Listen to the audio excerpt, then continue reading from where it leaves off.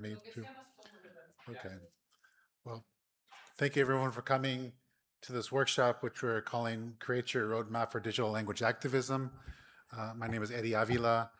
I work with Rising Voices with the organization Global Voices. And for the past, let's say 20 years, we've been working with communities in Latin America, help supporting them as they want to use digital tools for the language work. So this is sort of like a meta type workshop, because usually we run these workshops over 2 days with speakers of one language. And so it's easier to talk about your language or your work, but we're going to talk about how we developed this workshop and how we kind of roll it out with different communities. And, you know, I really want this to be participatory to get your experiences as well.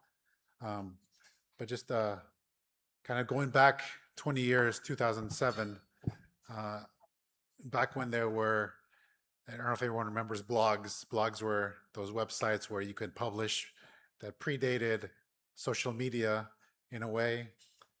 And so we organized these series of workshops with a project called Voces Bolivianas in the city of El Alto.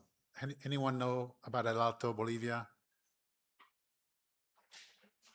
Well, El Alto is the satellite city of La Paz, which is the seat of government in Bolivia.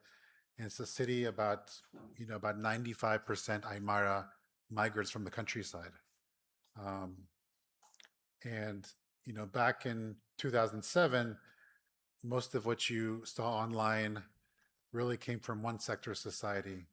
Those that had internet at work, who had a computer at home, who was able to afford internet, and it really didn't capture, you know, the diversity of Bolivia. And so we set out to run a number of workshops to teach people how to blog, how to tell their own stories, how to represent themselves online, and to show a different side of Bolivia in that time. And so out of those workshops, we would rent out a whole cyber cafe.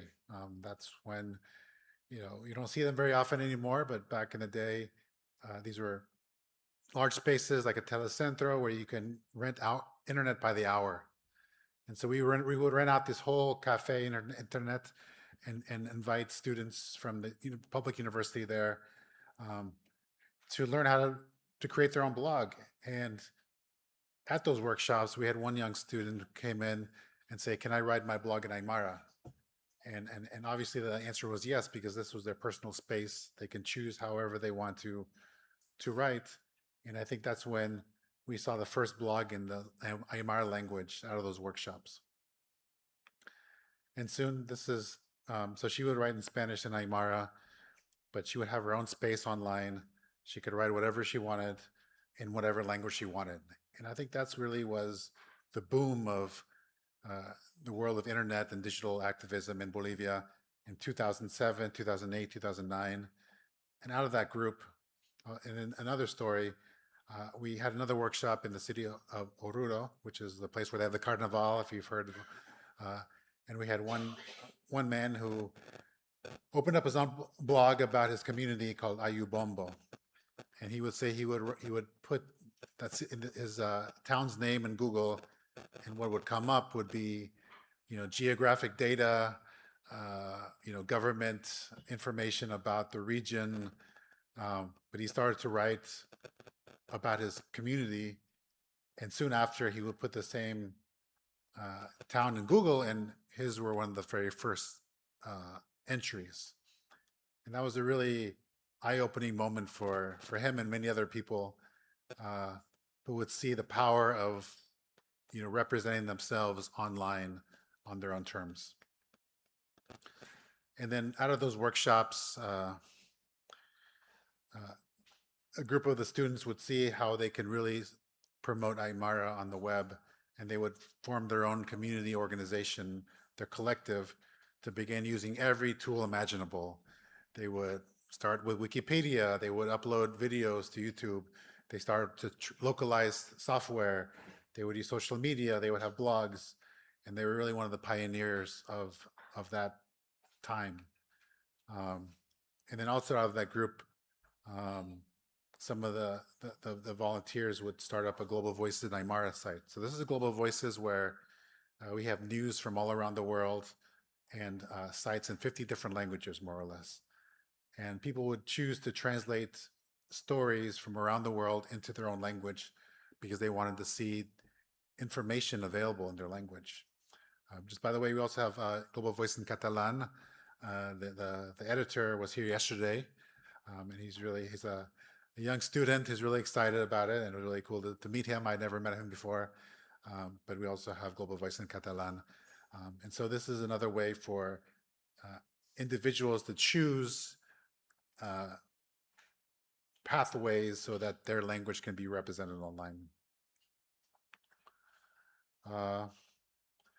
And so, out of this network, we would start kind of digging deeper that, digital activism is not just communicating, chatting online, creating content, but there's a more intentional act behind it. And some of my colleagues, they would reference some of the, I can't remember what it was, but they would classify digital activism in three main kind of objectives. One is helping to elevate the status of the language so that people can have different attitudes toward the language. One is also creating more content, more information in the language, and another is to help, generate a new generation of speakers. And so, why digital activism as a term?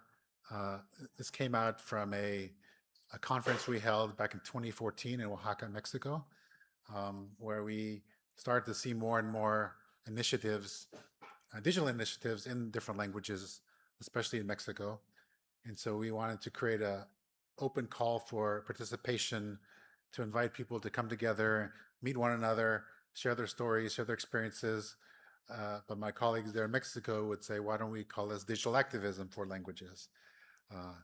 It may seem a little controversial because sometimes in some countries, being an activist may have negative connotations of being a troublemaker, being someone that protests, that really, causes trouble. But, that really doesn't capture the spirit of it. It is about people wanting to see a change for their language, for their communities.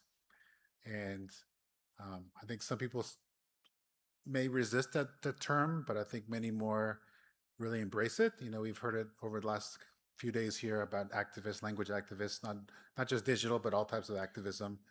But I think that's becoming more and more commonplace, around, linguistic circles about activists. And then another important part of activism, digital activism, is wanting to share their experiences and their skills with others. And I think it's a really important part because that helps build the next generation. And so those first activists we worked with in Bolivia in 2007, now 20 years later, they were students at the time. Now many have families, they may be working, they may have other responsibilities. And so there really needs to be the next generation to, carry the torch. So elevating the status of the language, it just, making it commonplace, seeing it in more spaces on websites. I remember, just kind of being amazed in the past, seeing, oh wow, on my Facebook wall, I see someone writing in Quechua or Aymara, but now it's, thankfully commonplace now, and it's not so surprising as it was maybe before. And I remember some of those young Aymara would say, they would tell us our language is something of the past, because in order to get ahead, you need to know Spanish, you need to know English, you need to know other languages. And for young people to see their language reflected on something as present day as the internet, that really sends a strong message and really helps younger people see that their language is functional in so many more domains. And also, just, the websites being able to create, resources in the language, whether it's text, audio, video, other data. One, it helps provide that information for more people. And again, I remember the Aymara students, they would say, I'm doing this because I don't want the next generation to find the same vacuum of information that I found. And so seeing that kind of setting the groundwork for the future. And obviously, some of the tools, the language models these days are built off of data and information, and the more that is available, groups can choose how to use it. But without that, there may be lots of gaps within that. And then also, which is probably the harder one, is how digital activism is actually creating new speakers. I think no one is under a delusion that, just by watching TikToks, you can become fluent in a language, but I think it's part of overall strategy. And so there's more and more applications, online teaching, just kind of different ways to maybe help pave the way for more speakers in language. And part of that certainly is, changing attitudes towards language. Wait a second,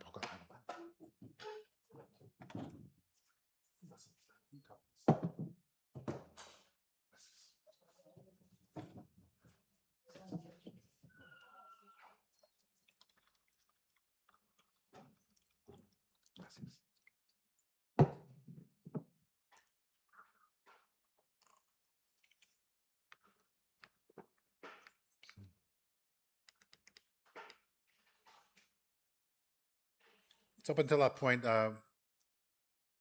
who has heard about the term digital activism for language? Who's kind of used that in their own work? Mariana, do you want to maybe talk about that? How maybe do you consider yourself a digital activist, and why?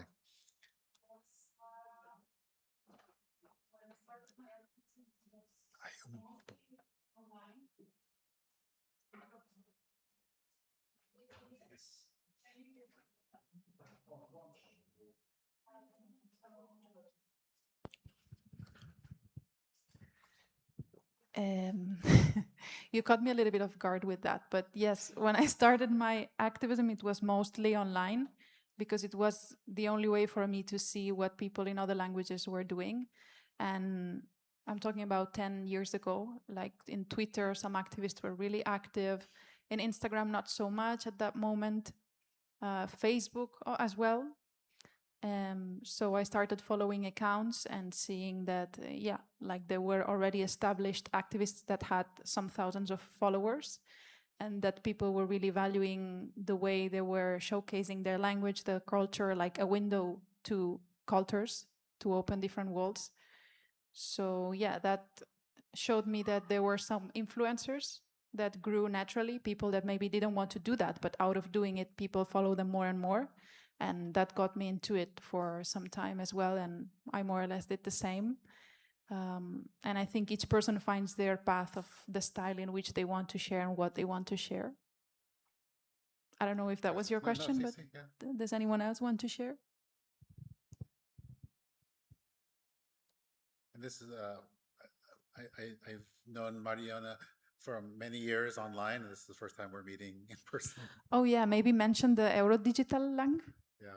Yeah. We met through an initiative of Global Voices, Rising Voices, that was Eurodigital-Lang on Twitter, which was a rotatory account where different activists from different places of Europe, different languages, Breton, Occitan, Sardinian, took the account fully for 1 week and could tweet about their language, maps, how many speakers they had, what they know about, what they wanted to share.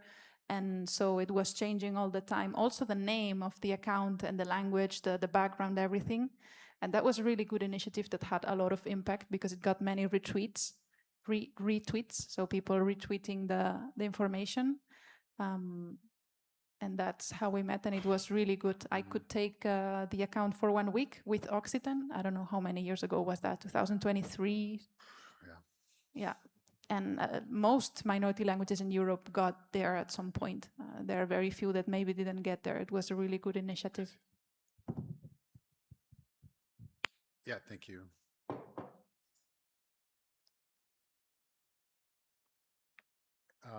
And then this kind of a reference back to that first gathering in Mexico and Oaxaca in 2014. That's the really cool logo for the event that a local artist put together. Again, we put out an open call, not really knowing who would respond. We received about 150 different applications for 25 spots. And it was really just an open space where people can present their projects, meet one another, network. But I think what we heard time and time again was I thought I was the only person interested in this. I was the only person doing this.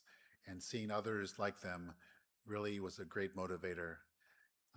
This is almost 12 years ago, and many of the participants are still in touch. We've actually been able to hire some of them to be on our team, and just that was really the first step of learning and understanding the challenges, the successes, their aspirations, their worries, their concerns, and that was really an interesting time. And out of that, we, online you can find some of the videos, some of the interviews we conducted with many of the participants, and seeing them 12 years later again is really interesting to see how they've grown. Some have obviously maybe abandoned the project because of other priorities, but many of them are still involved in many different ways with their language. Some have gone on to, study linguistics themselves, or they may have been working in, public institutions, taking leadership roles within their community. So it was really interesting, and we replicated that model in 4 or 5 different countries, including Guatemala, Bolivia, Colombia, Peru. Again, out of a way to meet and connect with so many more activists and see how we can support them. And so every time we would have, a gathering, at one time we had a micro grants program where we could offer small grants to activists. We would always get many more applications than spots. And we thought, how can we help more people, even though we can't directly support them through events or through funding? And so out of the International Decade of Indigenous Languages with the UNESCO, they approached us to see how we can potentially create a resource for communities that want to get involved with language activism through digital media. And so together with my colleague, Henry Llanos Ortiz, he's a Mayan anthropologist who is from the Yucatan Peninsula. Right now, he's a professor at Bishop's University in Canada. We started to just really go through all the experiences we've had over that previous, 5 or 6 years, and connect and get to know really what people really wanted out of the digital media for their languages. And so we had, first we started with a survey, just kind of open survey that we translated with help from our community into many different languages like Spanish, French, Portuguese, Russian, Turkish, Indonesian, Hindi, because those would be bridges to reach other communities. And we received more than 800 responses, and people talking about, their challenges, what they would like to do, why they like to do it. And that was really eye-opening. And together with those survey results, oops, let's go backwards.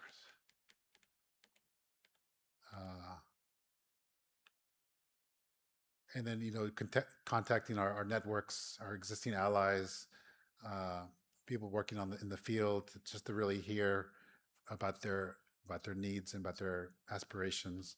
We also formed an advisory committee made of many digital activists to help advise the process. Also, a number of partners. Linguapax is on there. Early days, 2019.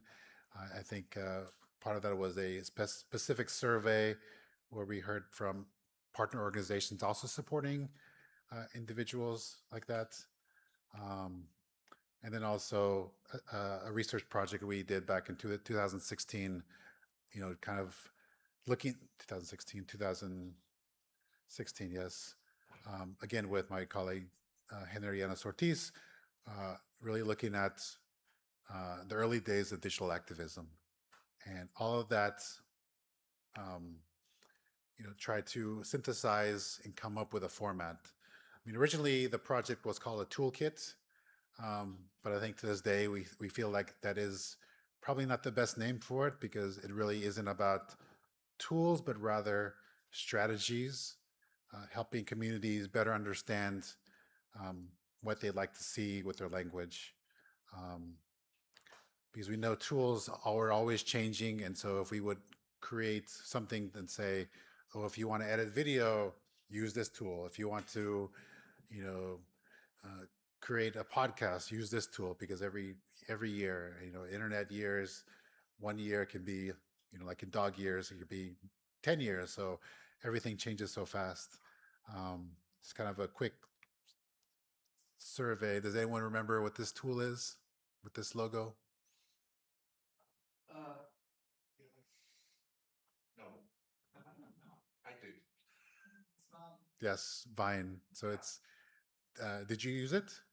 Well, I watched the videos via YouTube. So this was a kind of the precursor to TikTok and even Reels, where people can create short form videos.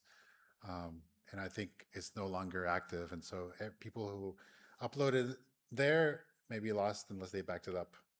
This one?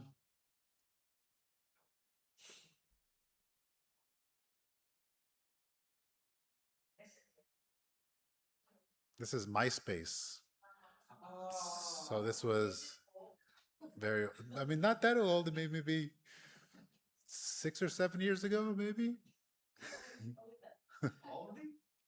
I mean, and before people really started getting off it, but again, it was very similar to Facebook, where people could have their own pages and upload, customize it.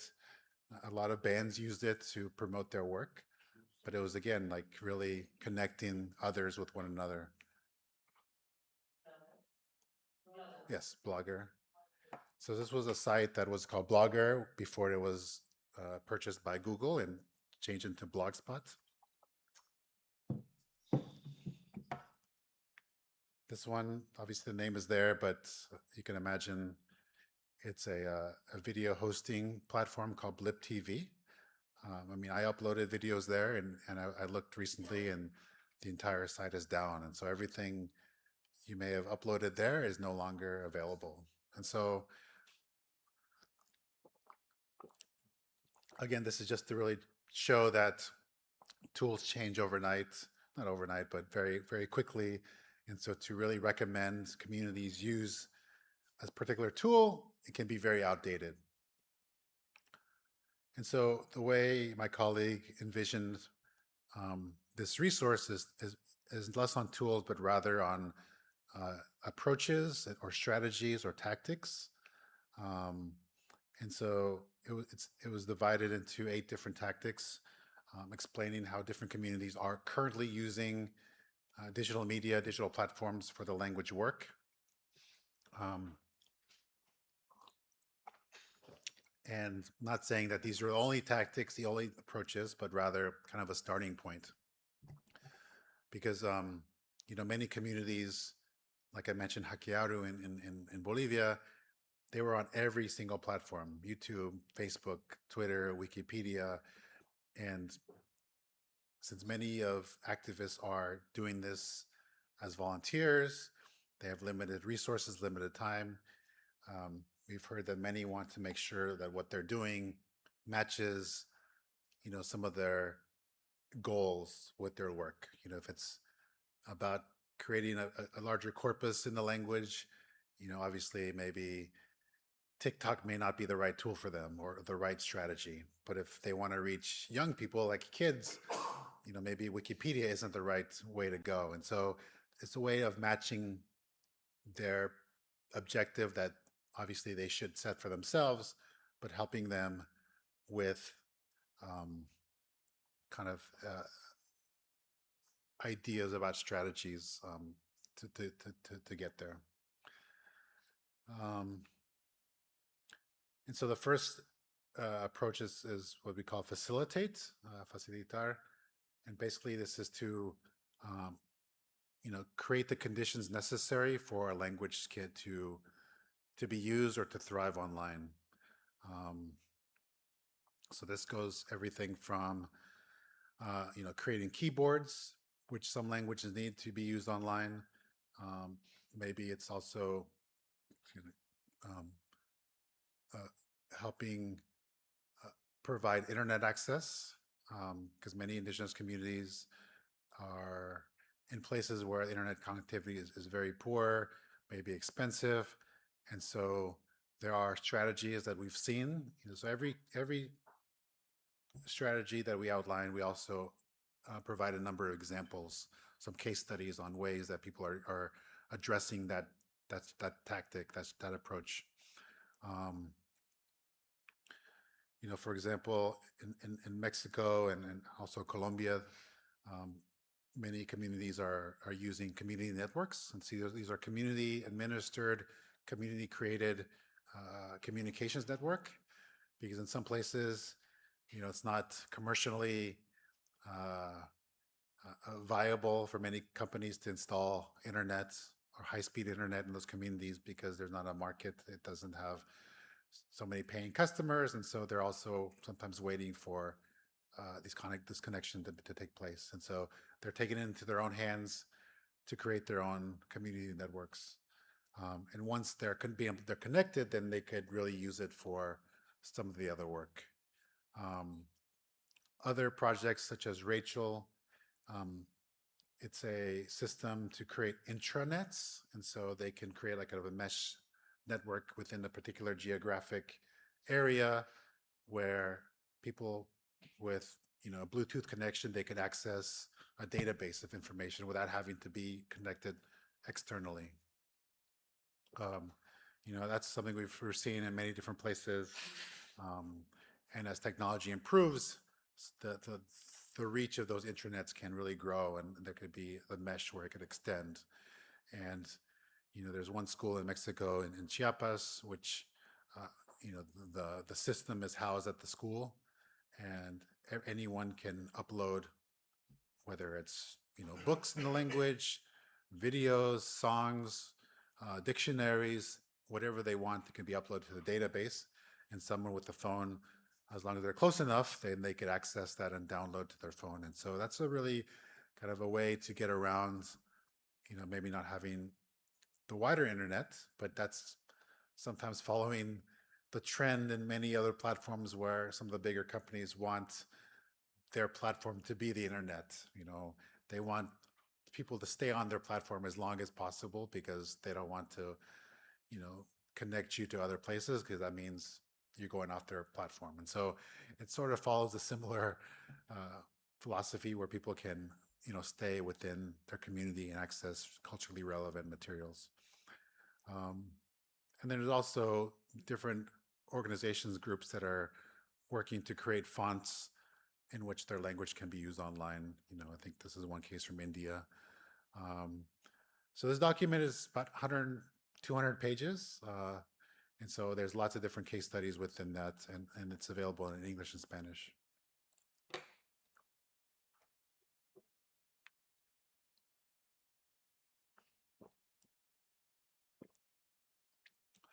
The next tactic is what we call multiply. It could also be viralize.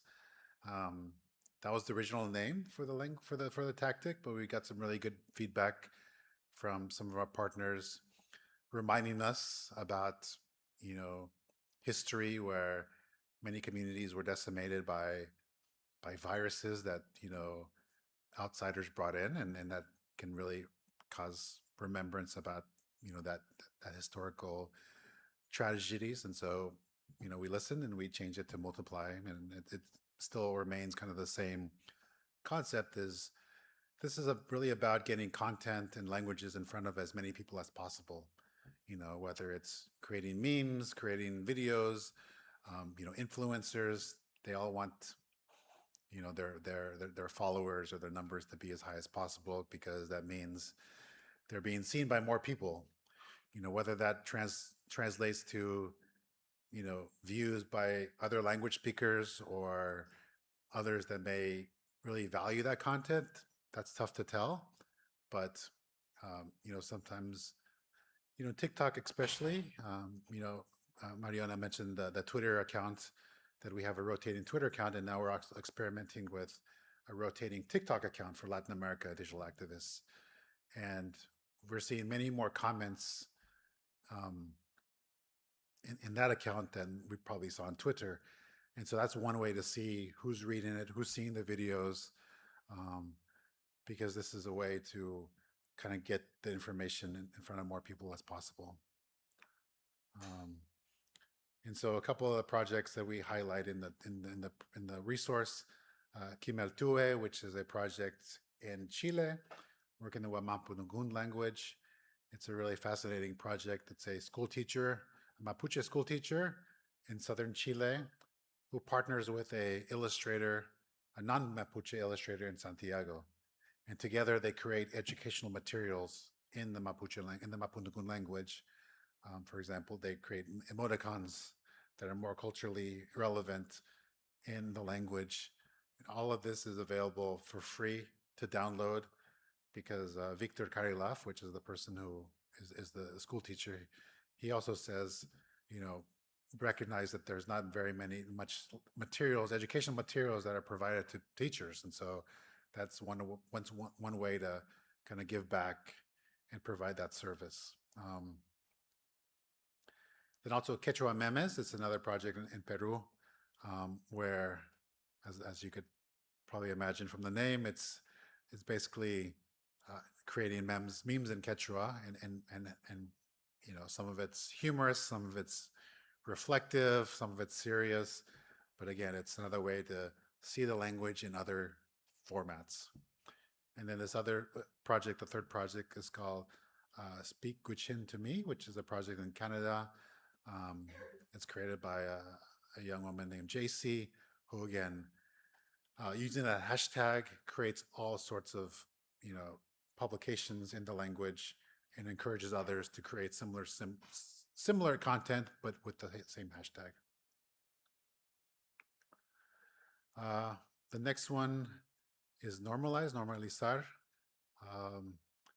And this is also another way for, like I mentioned with the Aymara example, where it's become much more typical, much more normal to see the language in many different formats. And so it's to help language communities get it in as many places as possible, so that it becomes much more second nature, it becomes more common to see. For example, many of the groups have been localizing the Firefox browser. So Mozilla, which is the creator of the Mozilla browser, they make it available so that anyone can localize it. They can put all the menu bar, all the back end is available in that language from the work of different volunteers. And so that's obviously is a big difference between other proprietary software, the Chrome browser, Microsoft Internet Explorer, which all that goes through the central office, that they decide which languages, if any, these other, browsers, for example, should be in. But rather, Firefox has traditionally allowed any community to go in and localize it themselves. And it's also very similar to Wikipedia. I was recently at a conference in Colombia with indigenous Wikimedians who are, creating their own version of Wikipedia in their language. And that goes much beyond, creating articles, but rather part of it is localizing the interface into the language. And again, any language can do so. They start off as an incubator project, meaning it's like on a trial run. And then once they gather enough volunteers, enough articles, then they could graduate to become an official Wikipedia version. And right now there's 7 official Wikipedias in indigenous languages in Latin America. There's Guarani, there's Quechua, Aymara, there's Wayu Naiki, which is the language spoken by the Wayu people between Venezuela and Colombia. That was one of the newest ones. And then another one is Nahuatl from El Salvador, which was just launched about a couple of months ago. Nahuatl in Mexico. And there's a few others that are in the works, but it's a lot of work, but I think people are seeing how this can help others see their language in many different platforms themselves.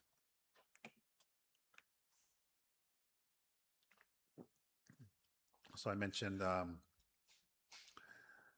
Wikipedia, Firefox, and then also there's a tool called, it's now called Living Dictionaries, but they used to call talking dictionaries from the Living Tongues Institute.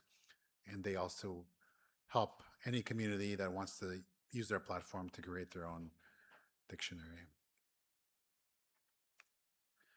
As we've seen during the pandemic, there were just explosion of number of, language courses offered online. And so many people were, stuck at home. And we saw many opportunities for them to, maybe connect with a group class or maybe individual class.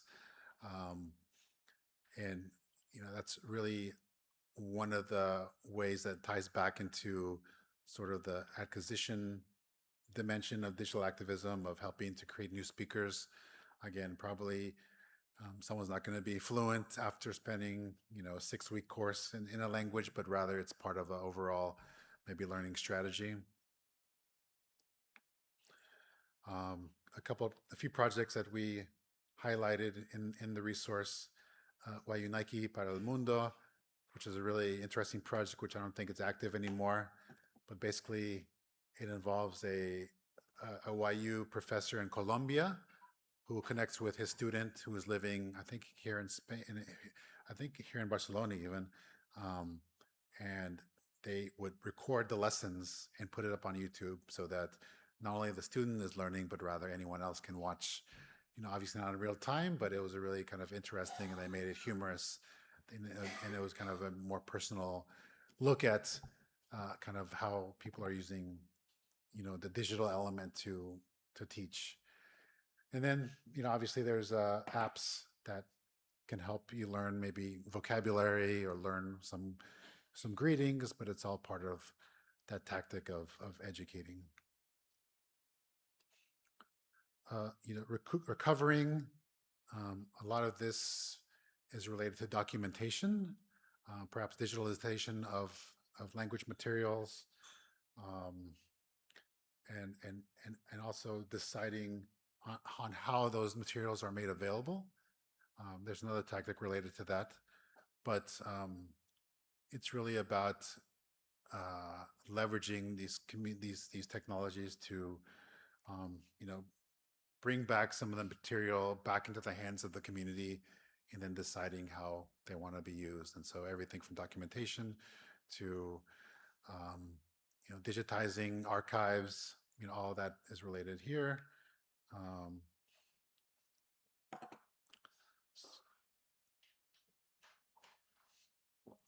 So that first project, Yadoku Uruki, which is really fascinating. It's a project that we also supported many years ago. It was a young man from the Huitoto community in Colombia, based in the Colombian Amazon. He was orphaned at a young age, and he left his community to go to study in the city.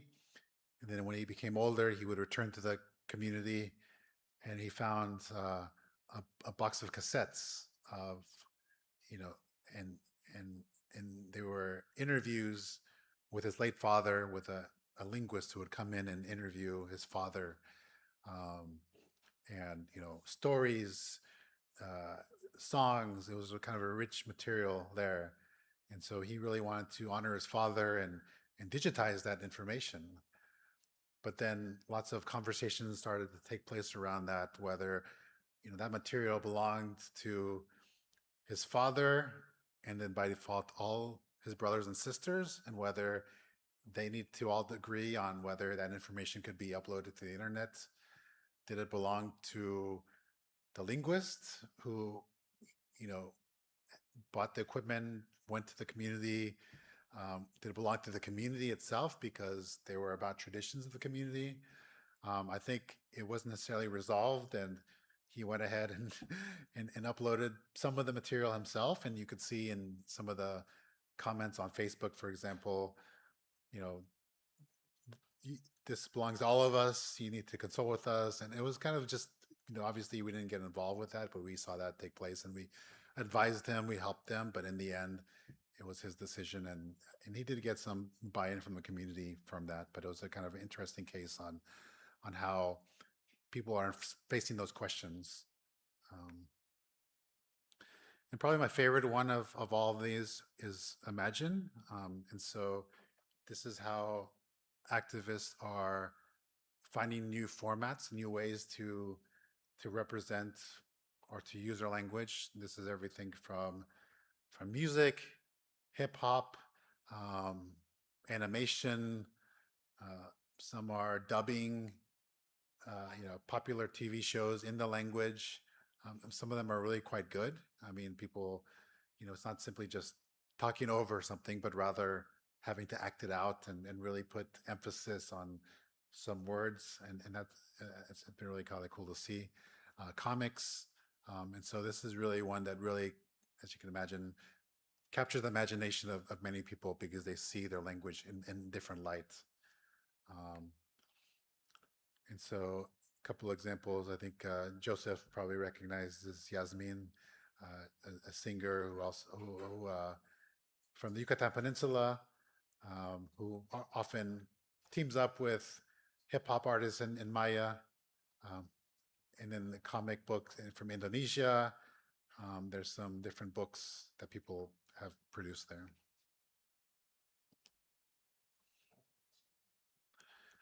This one is Defend. It is related to advocating for the language, whether through campaigns, but using digital media to do so. I think again the campaign that was mentioned before, it was really about a social media advocacy campaign where different hosts would rotate and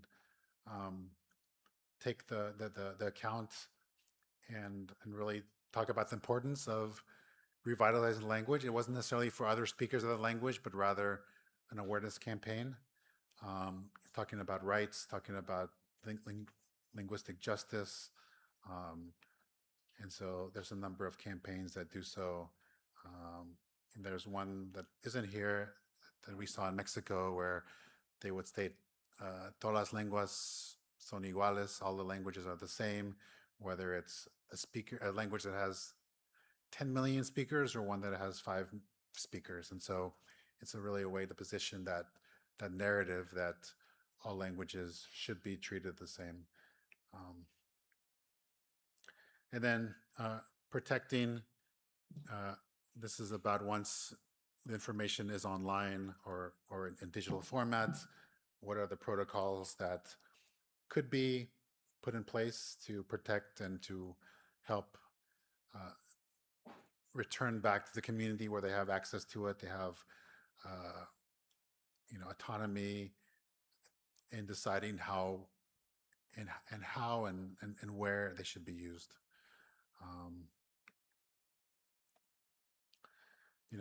One of the cases that we looked at is traditional labels, which is it's a project that was out of an organization called Local Context, which I think has changed its name, but rather realizing that many licenses that are used online, whether they're Creative Commons, are not necessarily relevant to many indigenous contexts, and so they introduced a number of other labels that helps inform how that content is, how the community wants that content to be used. And so there's everything from, especially when it comes to traditional information that may be sacred, but only certain people in their tradition should have access to it. Even some cultures, it can only be accessed during certain times of the year or by certain people with certain statuses. And again, all of that is decided by the community themselves, and these give them a little more options to become more flexible.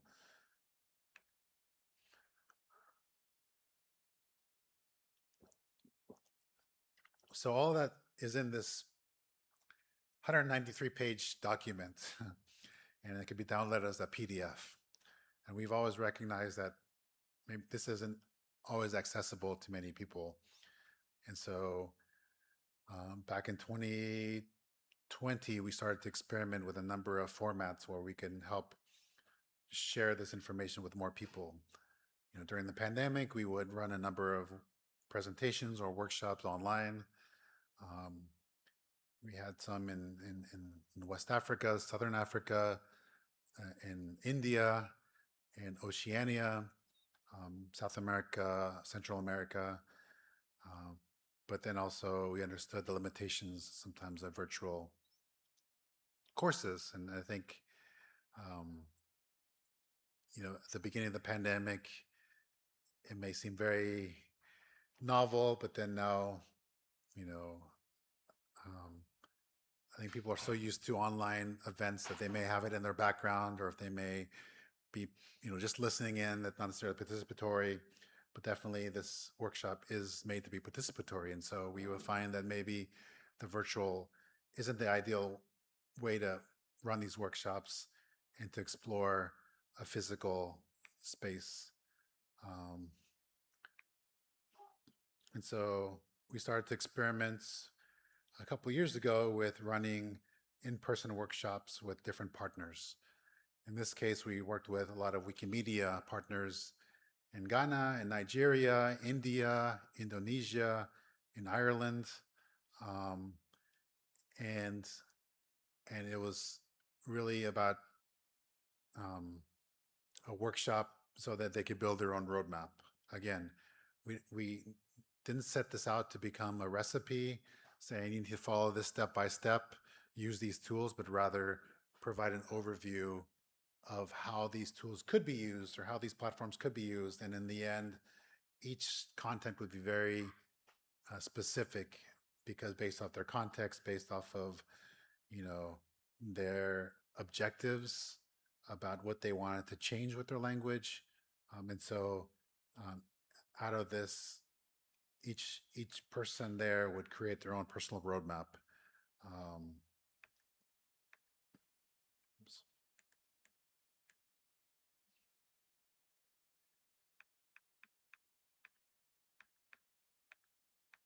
Oh, let's go back. And so, the objectives of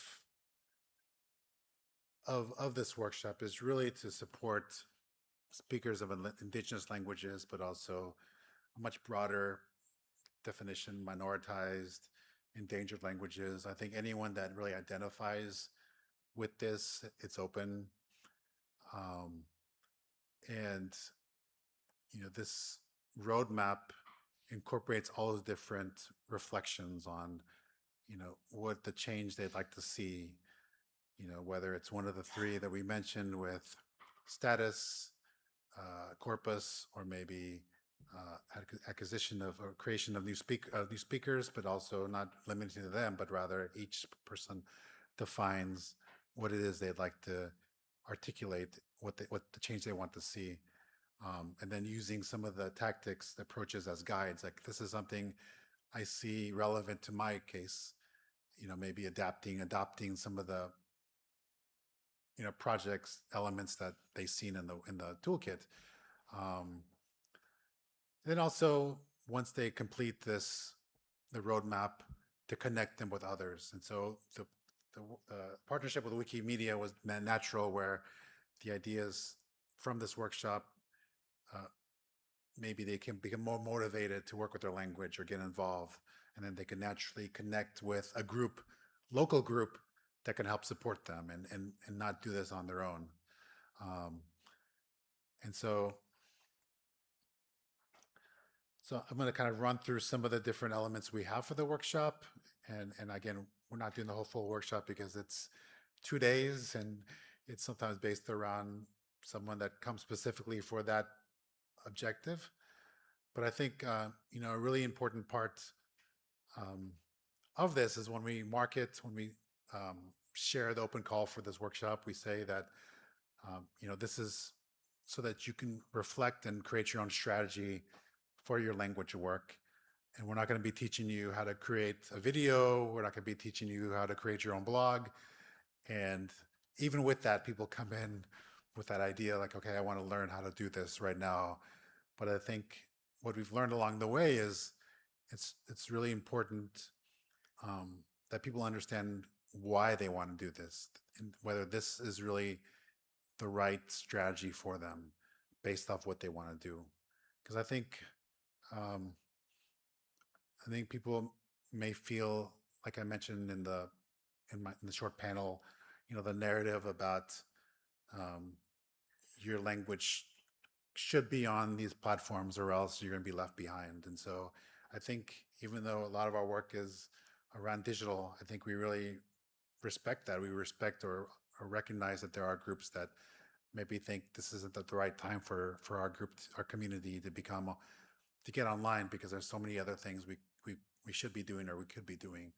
And so I think this is a part of that process. Um, and again, we've run this with many communities where it's speakers of the same language. Maybe they don't know each other, but really about um, finding a safe space to talk about why they're there with one another. And so even before we talk about the tactics, we create spaces where people can talk about themselves and do so. And we from our reports, we weren't in every workshop, but from what we heard, this is a really important part of it where people can talk about and share whatever they want, optional because they can be triggering for some people. But I don't know. Wanted to get a sense of from the group. Have you been in spaces like this before where you can talk about, maybe your own language story? Um, talk about maybe a time where you felt ashamed or maybe felt scared to use your language, or someone told you that you shouldn't use your language, but also at the same time, maybe a time where someone judged you or corrected you or discouraged you from using language. Maybe a story about transmitting the language to your children or another person, um, reflecting on a time where you used the language in another space that maybe you aren't used to. So I don't know. Does anyone maybe want to talk about their own experiences? I mean, however much you want to share.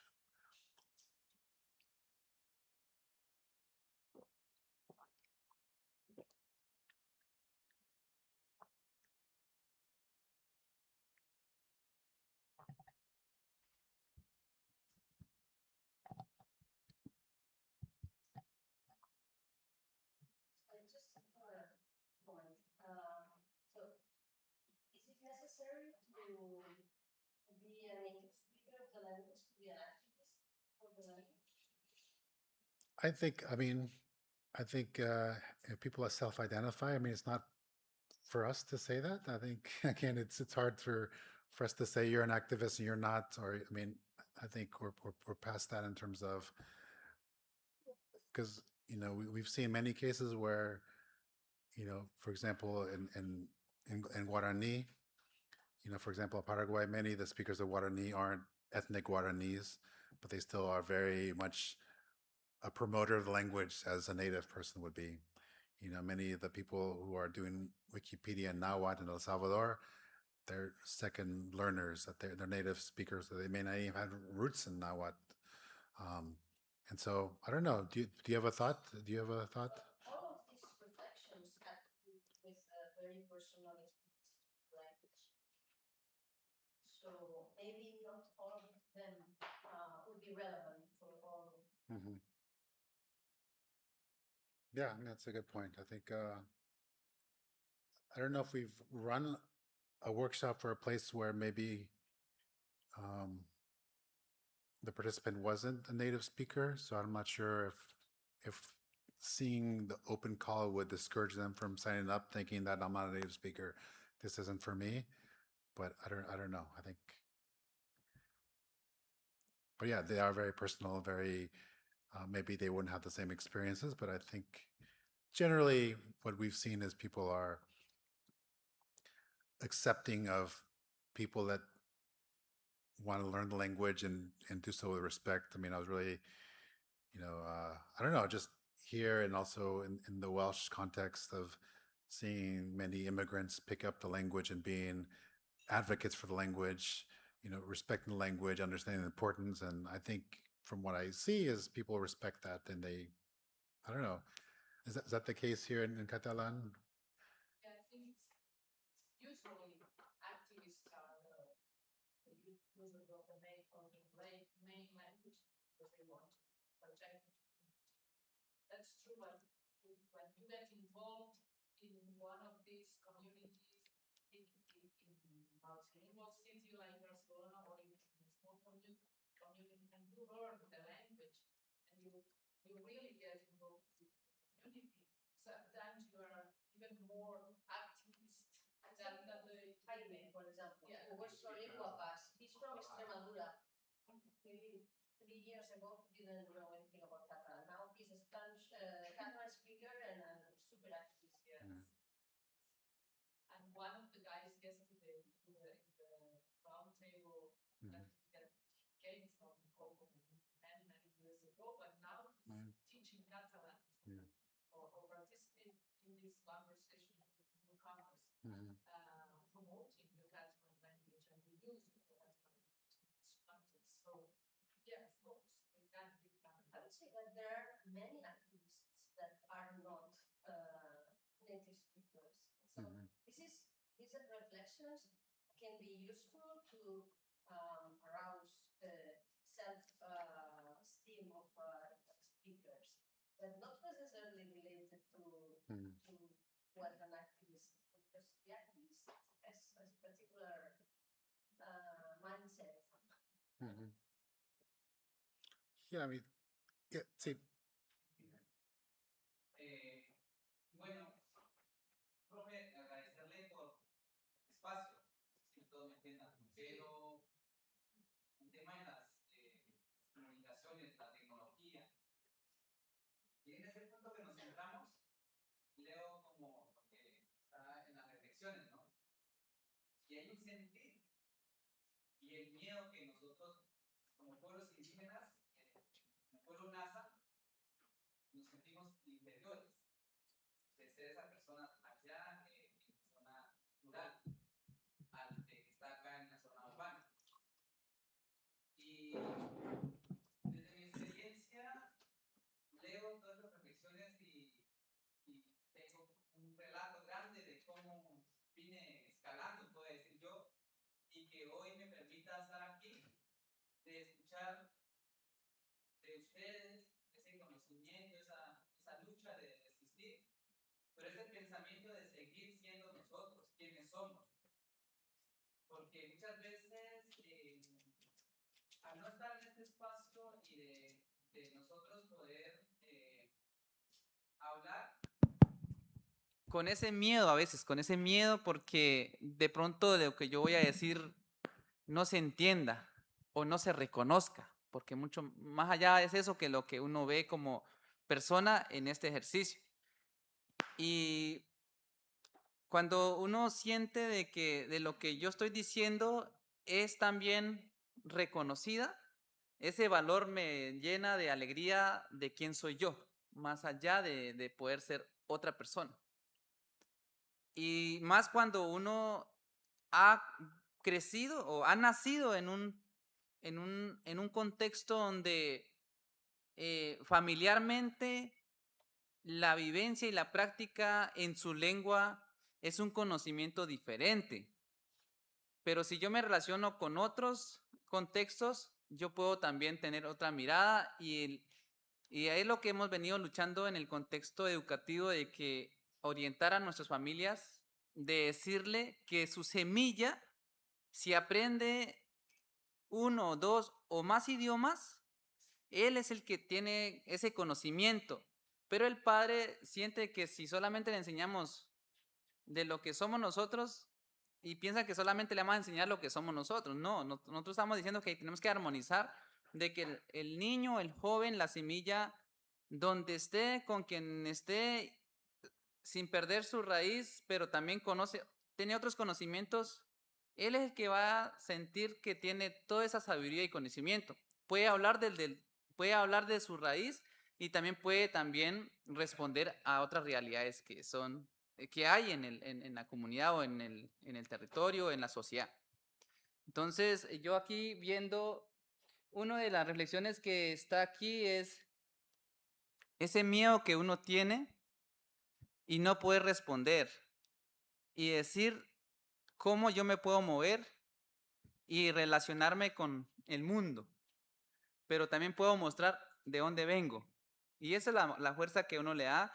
Y en tema de las comunicaciones, la tecnología, que hoy estamos absorbidos en ello, es una herramienta fundamental de que el niño no se centre solamente en ver lo que viene de afuera, sino que también muestre y también puede armonizar de que esos dos sistemas, podría yo decir, que el niño entienda y comprenda y que se la goce, porque es lo que uno puede hacer ahorita.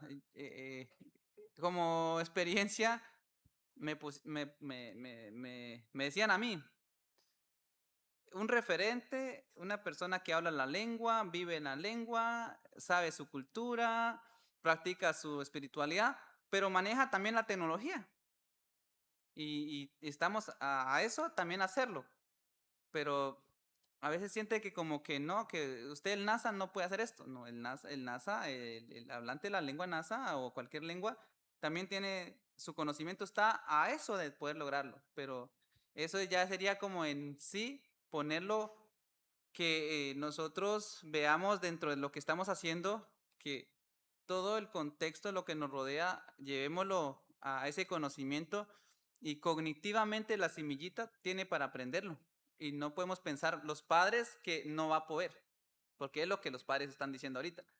Si solamente usted le enseña la educación propia, porque ha llegado en nuestro contexto, ahorita que estamos luchando con el sistema educativo propio, y el padre de familia está diciendo, pero si usted quiere enseñarle solamente la educación propia, y cuando se dice educación propia, sienten como que si fuéramos a enseñar solamente lo nuestro y lo demás no.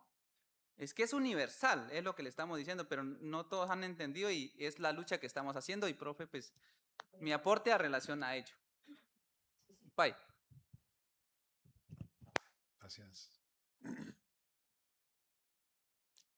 Anyone else? ¿Alguien más? Sí, Yo sí, te sí. quería preguntar, era un poco lo que comentaba el compañero Ruda, pero también conectando con algo que tú habías dicho. I'll say it. You understand Spanish? No, you don't. You do understand Spanish? Okay, sorry. Good. Yeah. Thomas also, yeah. Thomas also, yeah. Good. Yeah.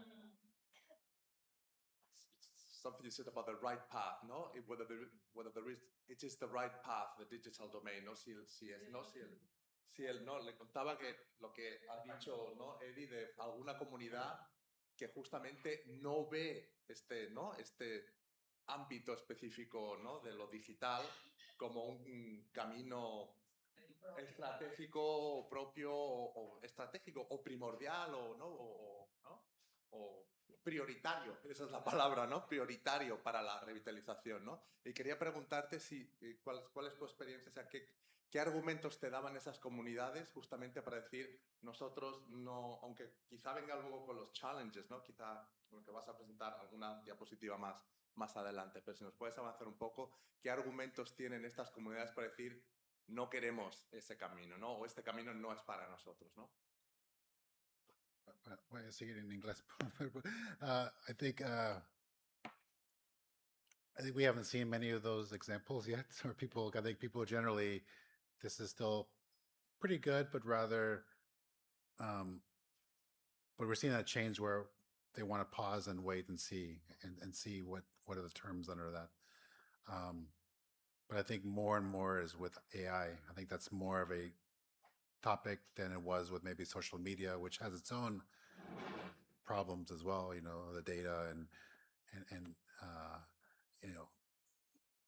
I just we're talking about content moderation, for example, where many platforms brag that they have their platforms in so many different languages, but if I'm not able to serve those communities, then what good is having those languages? Whether automated moderation where things are classified as violating community or the terms of service, but rather because they can't read it, they can't process it, and so they automatically say, and that's a sort of form of lowering the language in the platform's eyes. And so anyway, but I think we haven't seen communities totally refuse, but I think there are individuals within those communities that are saying, we don't want anything to do with. I mean, I think we've seen that with especially AI, like no good could come from this. And there's others who are more pragmatic and saying,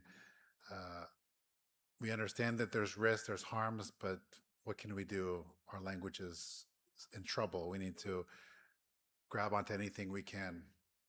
But even within the community themselves, I mean, there's different sides. We have a really, another workshop we do, we have a really cool exercise called the spectrometer. I don't know if you heard that before, where you put a line on the floor and you do a problematic statement and people stand if they agree or disagree. And one of the statements was, having content in my language created by AI is better than having no content at all. And you could see just the whole range. I agree. And people try to not argue, but debate and bring people to their side. And we had a 2-day workshop on AI and languages in Mexico City. And you can see people's attitudes change over 2 days. Like, I didn't realize, both ways. People saying, I didn't realize this was a part of it. I mean, I thought I was, wow, this is great. I could create images of my culture, but then really thinking about it, that's really messed up the way they try to stereotype or they, false information. But then other people say, well, this has lots of opportunities as well. But if you do it the right way, because I think it's no longer good versus bad, like I said the other day, but rather there are alternatives that are emerging, and that should also be an option. Should it be one or the other, but it could be maybe something in between, so I don't know. That was your question about like the arguments, but I think people. Yeah. Just to give an example, I have a student, who kind of, she's very concerned of the use of AI because of environmental issues. That's a topic, that's a topic at my university, students saying, I really don't want to use AI because I know, we have an environmental crisis and I don't, the less I use it, the better.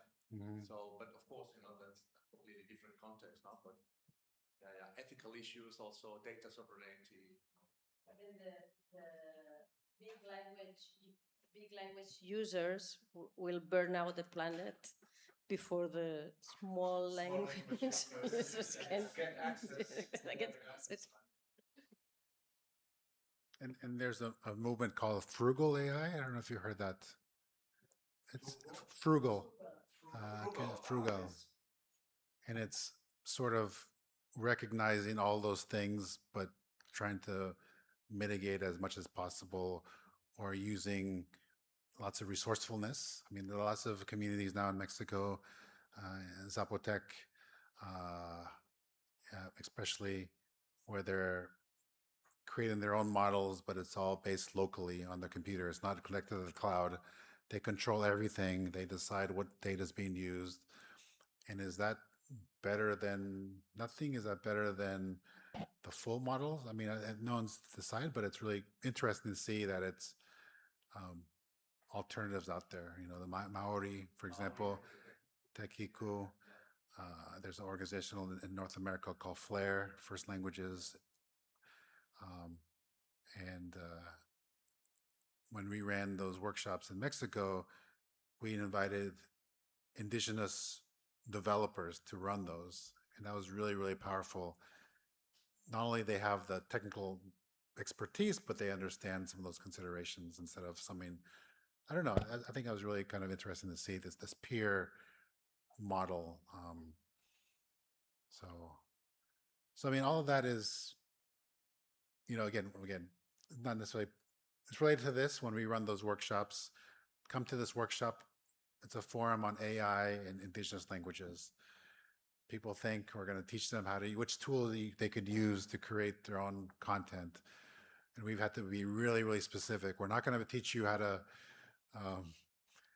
create your own model. We're not going to teach you how to gather your own data to be able to upload, but rather reflect on those things. That's a really important part of it. And so I think people are disappointed because we're not, but I think this is an important part of it. And so again, with the toolkit as well, just reflecting on why they want to be to be able to articulate, why do you want to use digital tools with your language? And I don't know, everyone else is doing it, why not? Or it's just fun. It's still a good answer. It can be fun, but I think once they realize it's part of a bigger process, it's, a political act even, okay, I'm pushing back against systems, but all I want to do is create a fun meme or create video, but like it or not, you're part of a movement that is taking ownership. I know apropiarse, I don't know, what's the English? There's not a good English translation for apropiarse, right? Like take ownership, or to use it the way you want to use it, like the way it's not used. Yeah. Take ownership is part of it, but there's it's like at least in Latin America, it's a very fine difference where it's almost like without having the right. almost like a rebelling against something.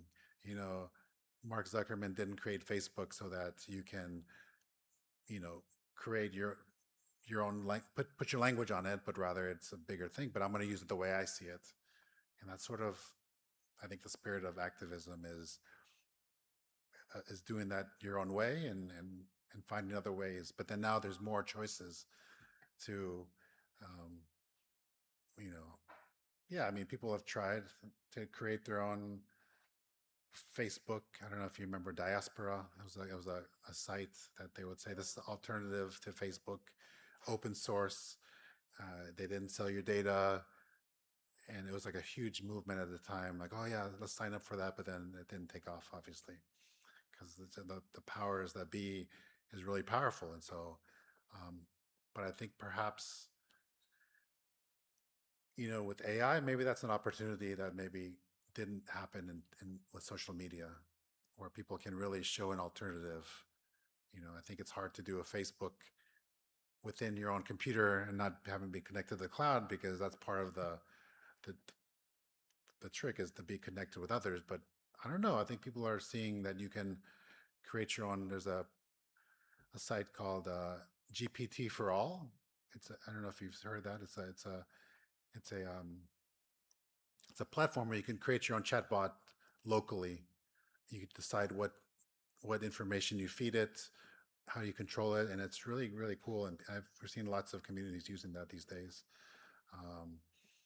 But anyway, I think it's really part of that conversation. Not talking so much how to use the tools, but rather why and how, and who benefits, who's harmed by it. I think that's part of the natural evolution of these technologies. Again, when we ran these blogging workshops in El Alto, the first day was set up your blog, design it how you want it to be, and it was less about the content. Why do you want to write? Why do you want to represent? Because your community is stereotyped in the media, because when it's written about in the international press, it's only when there's a conflict or a protest. And so in hindsight, we probably should have done that more, talk about the why instead of the how. But I think we're getting there. And I think more people are more critical about technology now these days than before, which is a good thing. And then, part of, I'm gonna jump ahead real quick. So, this is sort of the end result of the workshop, where the participants have their roadmap. It's just a template where they can articulate, the change they want to see in their language, but also what skills, what resources they already have. Because I think it's sort of a inventory of where I want to get to, but what do I need to get there? And part of that is, what do I have at my disposal? What are the challenges that may prevent me from getting there? And also, what are the skills or resources that I need to get? And so all that together helps them, like a roadmap, get from one place to another, understanding that it's not a straight line, that there's so many different contexts.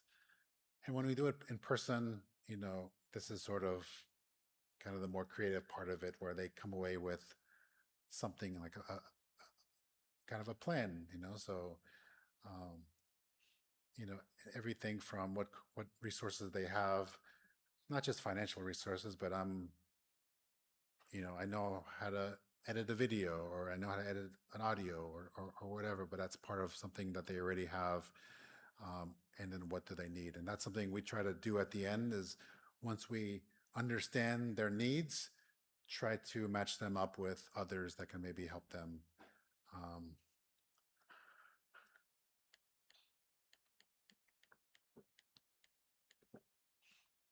And so a part of that also is, not just, okay, fill us out, and then create your mobile app, but as part of that process of accompanying them and talking about challenges. Some of the ones, some of the ones we've recognized, and it's in the toolkit as well. Linguistic challenges, some of the social and cultural challenges, accessibility, political, technical, sustainability, and technological challenges. And this is all kind of based off just our research, but also hearing the stories of the activists themselves, to hear what that they're coming against as well. Linguistic, I think many of you probably know better than I am about some of the challenges with linguist information, with digital technologies. So my grandmother spoke Quechua in Bolivia, and obviously got lost along the way. But every time I've wanted to learn Quechua, that in Bolivia and in Peru, there's kind of two accepted ways of writing it. There's one with 3 vowels and one with 5 vowels. And you ask 10 people, 10 Quechua speakers, which one you should learn. 5 people say this one, 5 people say that one. And not only that their way is the right way, but the other one is the wrong way. And so that's a very demotivating thing. Like, how far should I get into the learning it if this is the wrong way? And I don't know. It's something that I ran across in terms of, choosing among variants and dialects.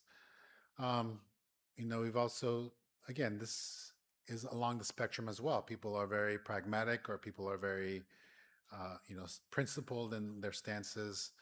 Is it okay to use loan words from the dominant language? Again, you ask 10 people, 5 people say this, 5 people say that.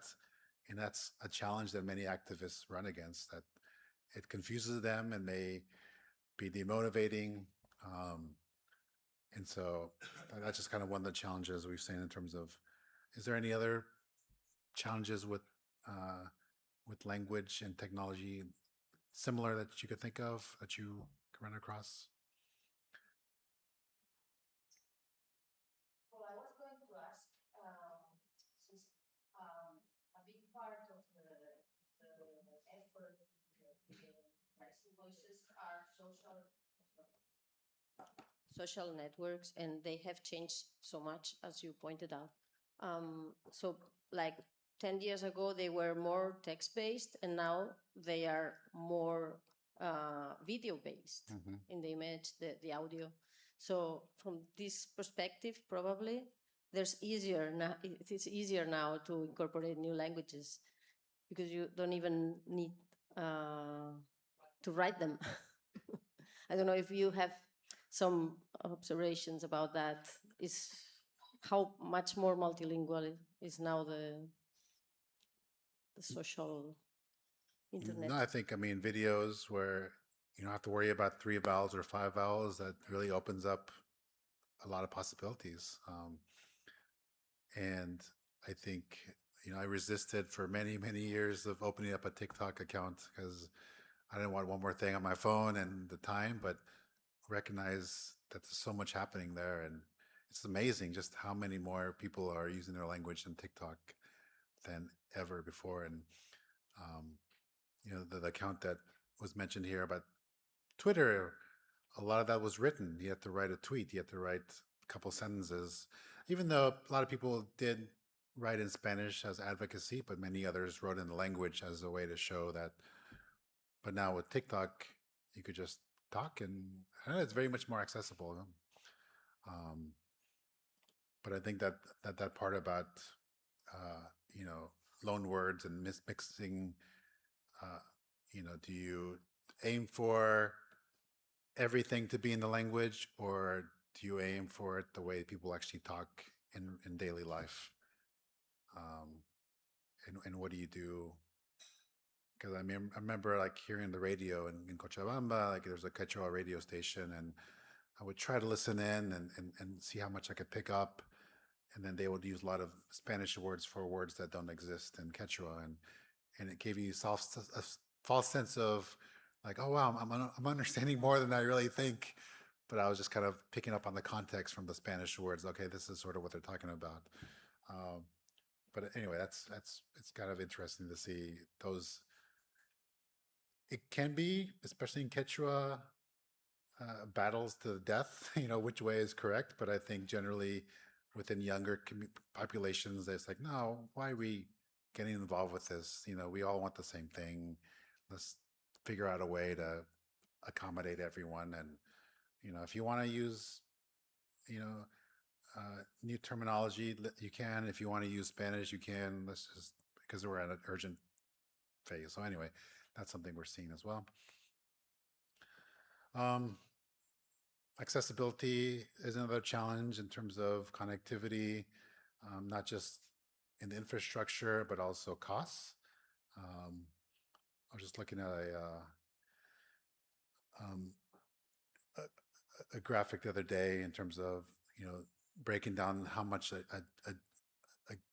gigabyte of data is in every country. And, many of Latin American countries, it's one of the most expensive ones. I think Bolivia is the second most expensive in the region. And when you compare that to, lower salaries, someone is spending a greater percentage of their monthly income on internet costs than maybe someone in North America. And so what does that do for the community? It maybe prevents more people that want to get involved that they can't. And then also it does maybe exclude some of the older generations from getting involved, which can be a valuable resource for younger people.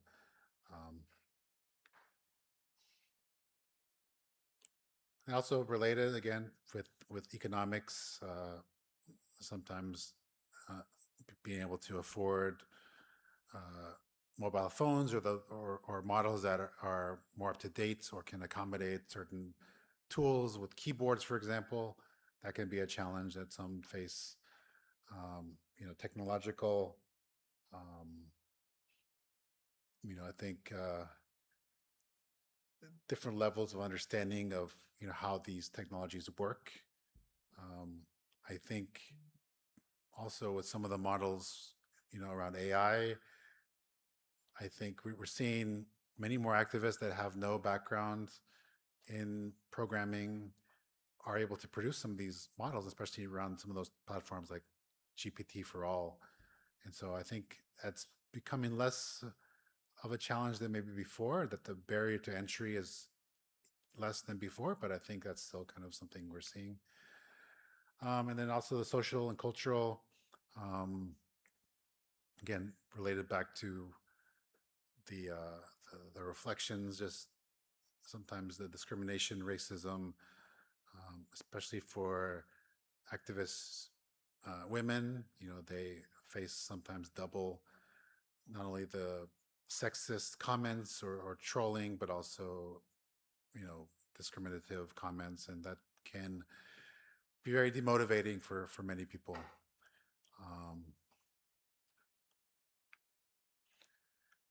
And then again, even though a lot of my experience is Latin America, we do also understand we try to make this as global as possible, but there's many countries that don't even recognize that indigenous communities exist. And so it's a major challenge for some communities to even practice activism, that they aren't targeted by the government. And again, that's kind of another challenge. And then sustainability. Again, this isn't necessarily only about finances, even though it may help. When we provided some of the small grants to our projects, we asked how they plan to carry on their project, and many of them responded, okay, we'll find another grant to continue it. But I think what we're looking for is, how can you create a structure where people will want to continue regardless, in the best way that they can. Maybe it's creating peer networks, maybe it's finding other volunteers, maybe it's just a way to prevent burnout, because that's something we've seen in many cases, where it just became a lot of pressure to have all this on their shoulders. Because I think that's something we're also offering to some of our activists, is support of peer support, but also well-being, because it is a lot of pressure to work on these issues.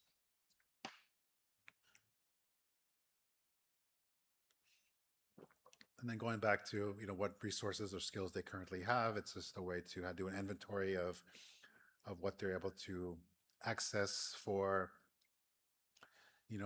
their strategy. And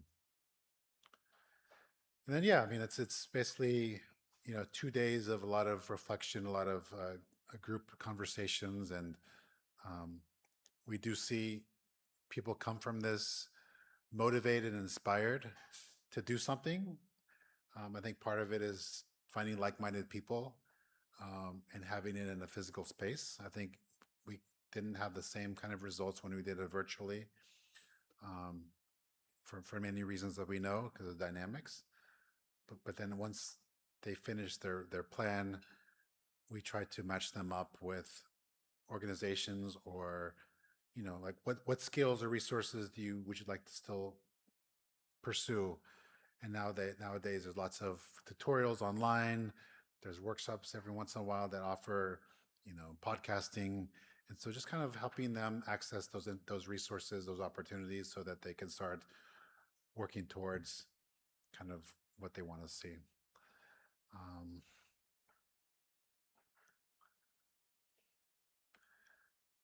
So I don't know. I think that's sort of my initial presentation. I really wanted this to be a kind of a discussion, or hear from other experiences. I wasn't quite sure who's going to be in the workshop, but I think all of you are involved with some aspects of this. But I would love to hear some feedback or some suggestions. Do you think this might work in your context?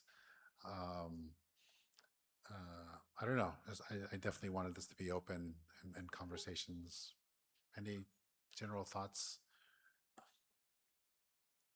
I think that many activists are in the other workshop. The workshop was also about activism, Yeah. but not digital. Mm-hmm. So, for example, I'm not an activist. I'm more from technology. So I don't know what it is.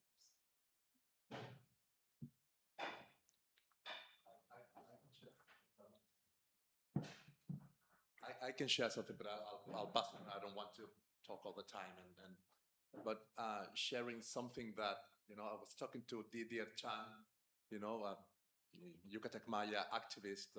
He's been very involved in digital strategies to revitalize Yucatec Maya with the stop motion videos, and I was asking him about the impact, for example, of his work. And actually, we're writing a paper for a handbook together on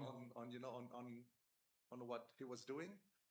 And something he said that kind of struck me, is that more than the impact of the animation, the video and the stop motion, the animation that it's now available on YouTube, for him, the most important part of that project was how that was translated into the analogic world, if you like, you know, and the process of working with the kids, you know, for the stop motion video. So rather than the product of the stop motion video, it was working, like preparing everything, meaning scissors and papers and everything, you know, I'm talking about analogic. And that was like what, you know, triggered the use of the language and like in real life. I know that the online life is also real, but like, you know, like the offline versus the online. And for him, you know, it was like that kind of, you know, link between the online and the necessity of the offline to really have an impact, you know, in the little community he was working in. I think that's like a relevant point, you know, of everything we've seen now. Bien, una herramienta de comunicación, la que podemos como detallar, ¿no? Digamos, en el tema tecnológico. Como pueblo NASA, en el tema de, hacemos primeramente un análisis, cómo yo entiendo la comunicación. Y la comunicación que, de lo que estamos hablando como herramienta, como una manera también de aprovechar, porque ya estamos absorbidos por la tecnología. Más allá desde la cosmovisión,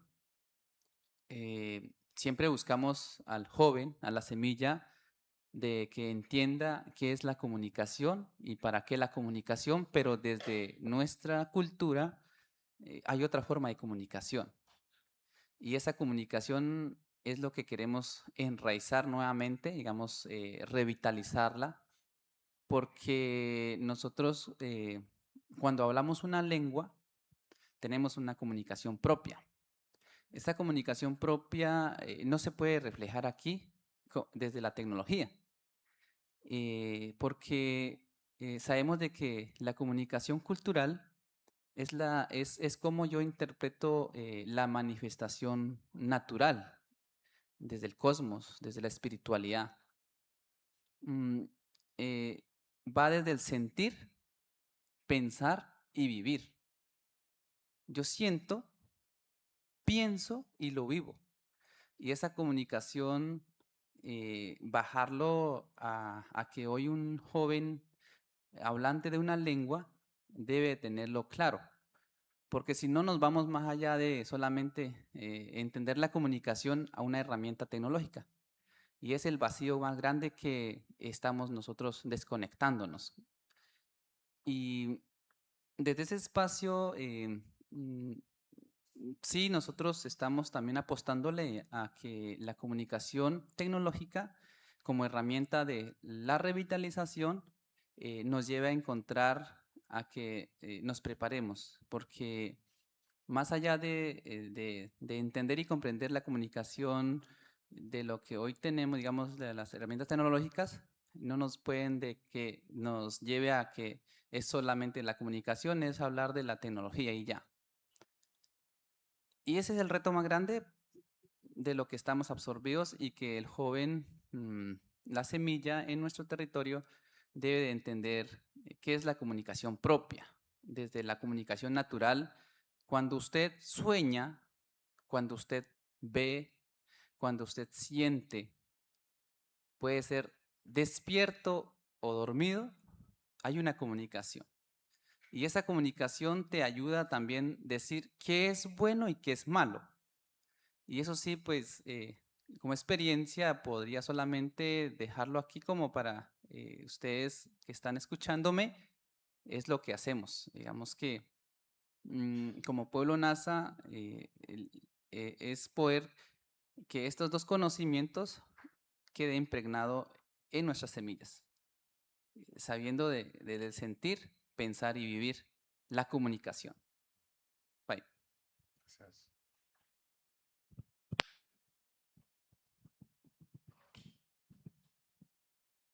Thank you. I wanted to mention what you mentioned before about not being a native speaker, because I think in the space of digital activism and minoritized language activism in general,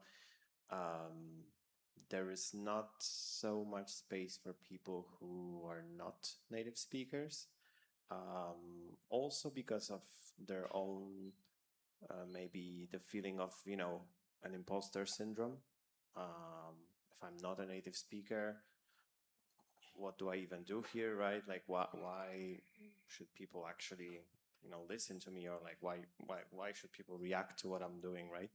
And there are many initiatives that I see for minoritized languages where a non-native speaker maybe wouldn't be accepted, not necessarily because of, you know, being a bad place or bad people who are organizing this, but for some other reasons that are maybe out of their control. But I think it's an important part of the people who are including their language, maybe not even as activists in the main sense of the word, but for example, here many people who are not native speakers but use Catalan daily, like me, for example.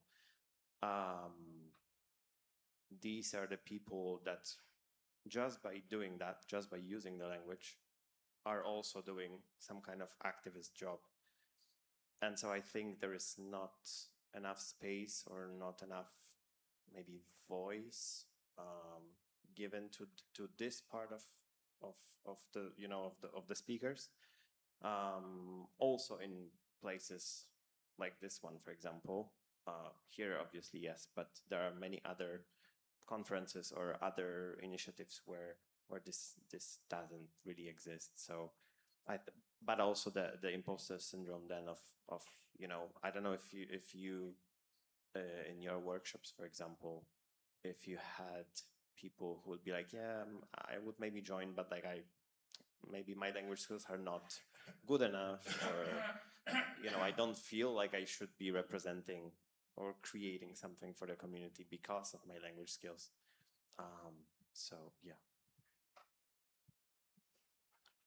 I mean, I think there's imposter syndrome among native speakers as well. We have a program called the Catalyst Program where we support 10 speakers of Mayan languages every year with a fellowship program. So they receive a small grant to do a project. They join a learning community, and they, over a course of a year, they get mentored by 2 peer mentors, and they become part of this project. But every time we select the 10 newest fellows, kind of at the opening meeting, a lot of them say, I didn't think I would get picked, or I wasn't even sure to apply. Like, who might apply? And so we see that sort of even kind of hesitancy to even step forward and say, I want to do this. But then by the end of that work, the year, we have a summit, which Joseph attended one time in Merida. We have a closing dinner, like sort of like ending of the program, and, you know, everyone gives their reflections, and you just kind of see that confidence, like of the difference between the beginning and the end. Like they feel like now I can do something, you know, empowered, for lack of a better word. They feel empowered to do something about it, not sit back and wait for the inevitable, but rather, you know, contributing their contribution towards something for the language. And that really changes them, I think. And almost the digital part is almost a vehicle for that. And, you know, we've seen some of the alumni do other projects or get invited to international conferences. They become, I don't know, just so many great things happened. And so almost the digital part was as an afterthought. It's sort of the process of just feeling like they can play a role in that. So I mean, even though digital and internet is our thing, you know, we're known for that, and, you know, a lot of the things we talk about is digital, but it's really about the people and really about the individuals who are using technology as a tool to help them take on leadership roles within their community and play a role in that. So I don't know, I'm really I'm always inspired by that. But then I see that, like, who am I to like, I didn't think I would get picked. I didn't think I should do this. But then at the end, like, I'm glad I did it. And how do you change that? Because it does feel pretty daunting when you see the numbers, you see, after all these 15, 20 years of digital activism, what has really changed? I don't know. I think that's a pending study or something that needs to figure out, because there's so many factors that are involved. But, if you go back to El Alto in Bolivia, seeing the census numbers, the numbers continue going down, like numbers of speakers, people who self-identify as speakers, and would that have been faster without some of these interventions, or was it just does it not make a difference? I don't know. It's really kind of existential questions of, after all this digital work, what has changed? I know it's language by language, case by case, but I don't know. From your point of view, have you seen things change ever since the digital component has been introduced to kind of the existing work that has been done before? I don't know. So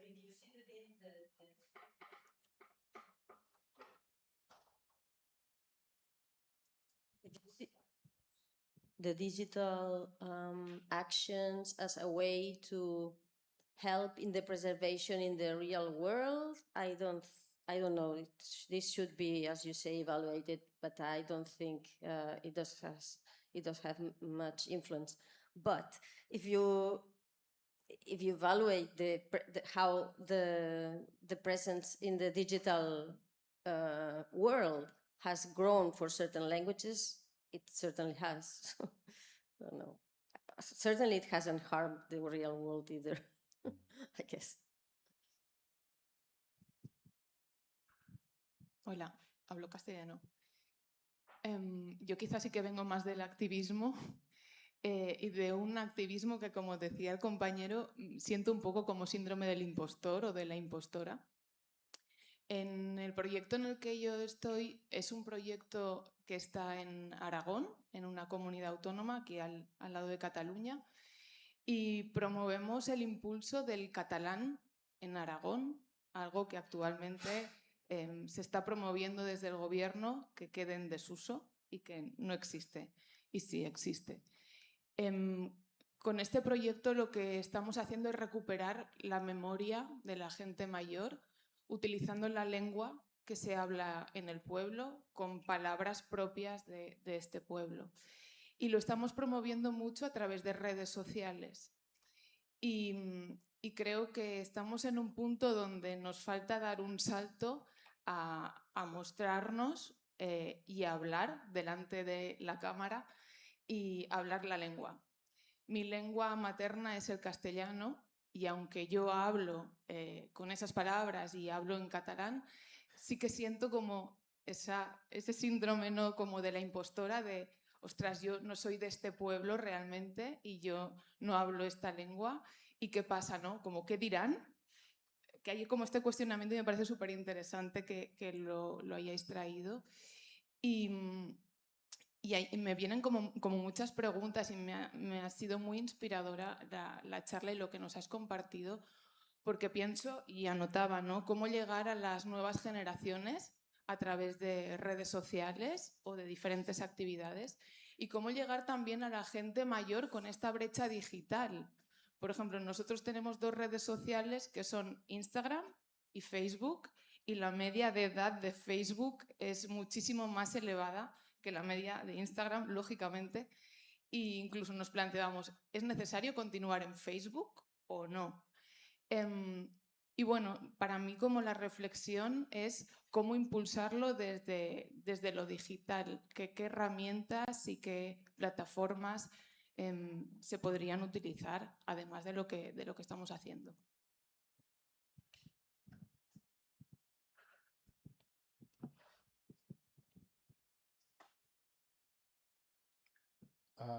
Bueno, está bien conectado a internet, ¿no?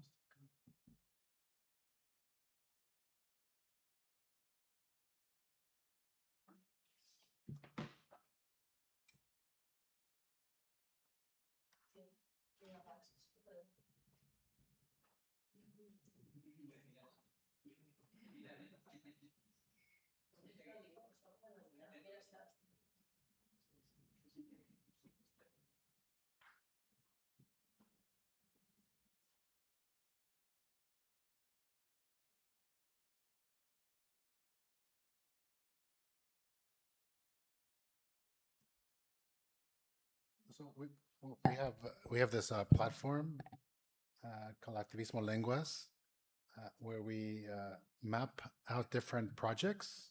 This one's for Latin America en español, en castellano. Es como un directorio. It's like a directory of different projects that either we've come across or we know, or people have submitted their project. And so you can search by country, or you could search by language as well, or you could search by tool as well. So, I mean, there's different tools, whether it's software localization, memes, TikTok,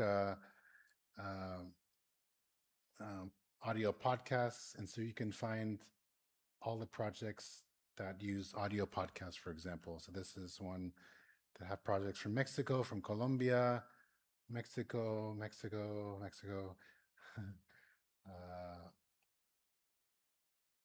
and then also interviews with different activists to talk about their work. So if you go into each page, there's a brief summary of the project.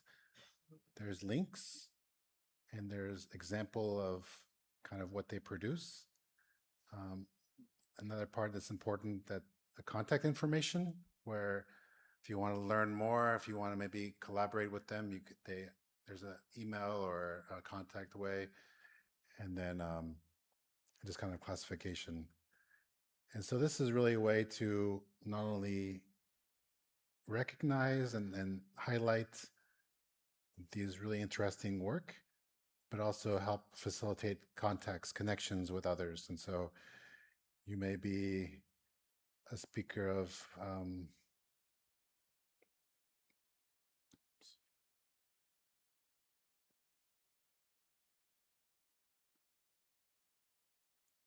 may be a speaker of Aymara, for example, and you could see all the projects in Aymara and potentially work together. So I think part of this digital activist work is doing so as a movement of doing something with similar goals, but also almost across the board. Digital activists who we know are very generous with their time, with their knowledge, with their skills, and they want to see how they can help others. And I think we've seen from many cases, even though a lot of the projects are very similar, they're not necessarily creating technologies, but rather using existing platforms to, use it in different ways. But seeing examples, seeing how others are using it is probably the best inspiration. I've seen so many cases where people are listening to a presentation, and for example, Wikipedia, seeing that in Quechua, someone in the crowd who's a speaker of another language, that's so cool. I want to do something similar for my language. How do I do that? And so that's sort of our role in Rising Voices, is to help maybe connect them or suggest ways to do so. But in the end, they're the ones stepping forward and opting in and saying, I want to do this, instead of someone saying, you should do this. Because that sometimes happens where,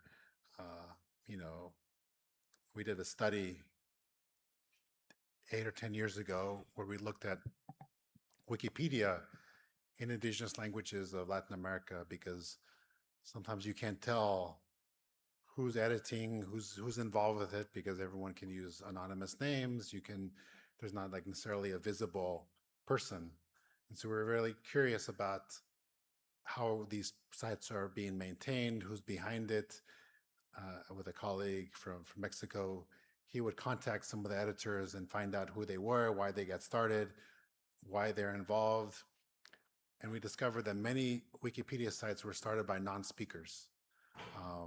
Because I think, maybe they're well-meaning, that they want to create the infrastructure so that it's easier for speakers to join. But then again, it does cause issues where someone not from the community is deciding things for the community, which way to write it, which way to, which variant should be used. And so these are decisions that in theory should be done by the community, but seeing those examples were really eye-opening. For example, the top editor for the Wikipedia in Quechua, it was a username, Aliman Runa. And my colleague I think he reached out to him and wrote to him and asked him like who you were. I mean, in a very polite way, like, I want to know more about you. And Runa in Quechua means man. And Aliman, it was a German guy who learned Quechua, and he was the top editor for Wikipedia in Quechua. And so that was kind of interesting to see that. But then again, so my point is, like, there's lots of projects that are out there, and there's so many more that we haven't been able to include in the directory, which is a good thing. I mean, there's more projects, more accounts, more campaigns happening every time. But I think it's a good place to start to see what's out there, who's doing what.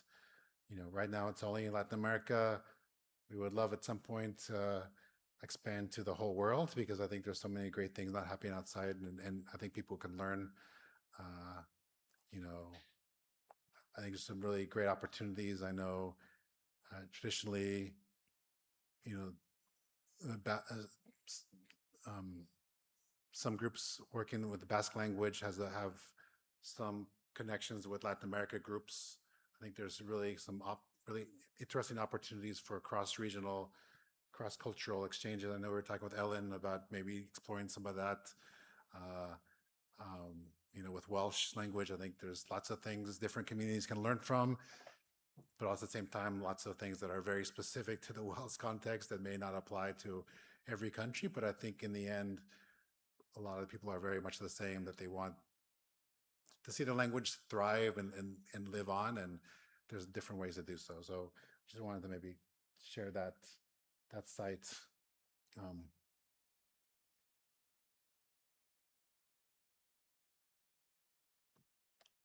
Are there projects that you know of in Catalan and other languages that you really like, that you could talk about, that you could share? Maybe in Yucatan as well, Joseph. You mentioned Didier, who is a superstar. He's a really interesting person.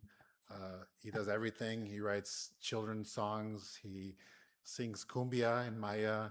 He creates videos. He has a radio program. He teaches. He's just really amazing person. But it's really cool to celebrate those people. And I always love to learn about others. And again, when I went to Wales for a training school, I learned so many great initiatives there. And you know, we'd love to kind of feature them on our networks as well, so that more people can know about that. So I don't know, do you have any examples that you could share that I could learn from as well? In fact, this was going to be my next question, but you have already answered that. How could we involve or encourage European minoritized communities to participate? And I wanted to know if you have ever done any workshop in Europe, and if you have seen any differences in the approaches to the languages. Probably there are not the same issues with connectivity and with access to internet and all these technical issues, but probably the ideological or the needs of these communities are not that different from the ones with those you have been working with.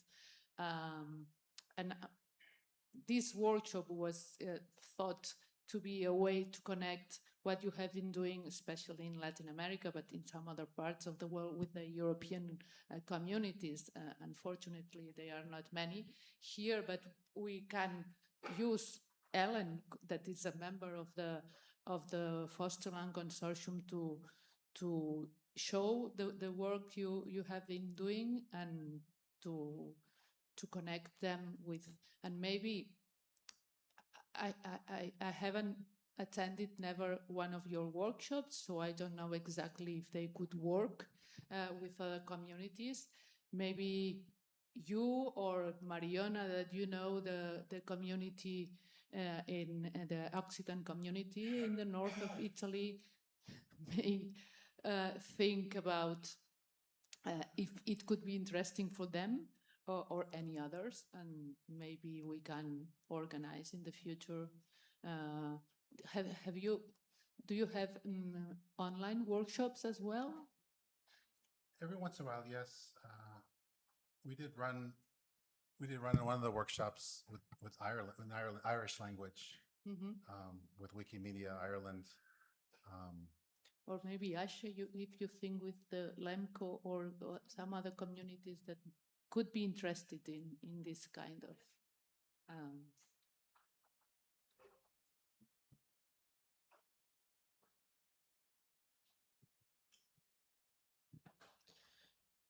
Yeah, thanks. I think that having a cross-language workshop would be really interesting as well, because I think that with international work that we do in LN and also that we do in the projects that we have in our centre, we think that actually, you know, we had some discussion about sort of transfer of best practice and so on earlier this morning and in other parts of the day.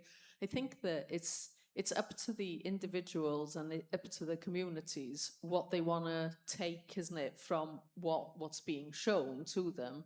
It's not a process of imposition of your own kind of worldview on anybody, is it? It's trying to get that exchange happening. And I think that, you know, what this discussion just now around, you know, imposter syndrome and who's got the authenticity and who's got the right, and, you know, all the power dynamics, very complex, that exist in minoritized language communities. And the minoritized is the you know, is the right descriptor for many of the languages that we are living in and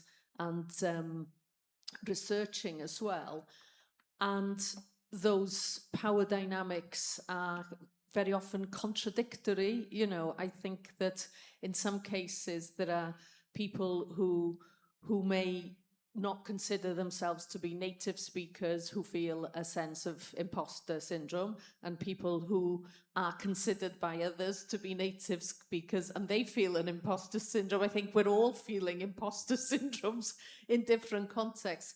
And I think that one way of getting over the imposter syndrome as well is that we work with people who are in similar situations to ourselves. And I think that internationalizing the experience of minoritized language speakers is a really important part of knowing how to be a minoritized language speaker in the world. And I think that having something like this, which would be an activity, is again a way of you know, putting the focus on that period of reflection. And when you're listening to other people describing their feelings and their responses to their situation and so on, then you're listening as well, aren't you? And you're listening and you're thinking about, oh, is this true in my case? Oh, no, I don't agree with that. Or, you know, even when you mentioned just now native, you know, I mean, I was thinking, I'm used to hearing the word native in an English-speaking environment in a research context. But when we're speaking in English about the Welsh language in Wales, we don't use the word native in that context. And all these concepts carry different meanings for us to extract from them.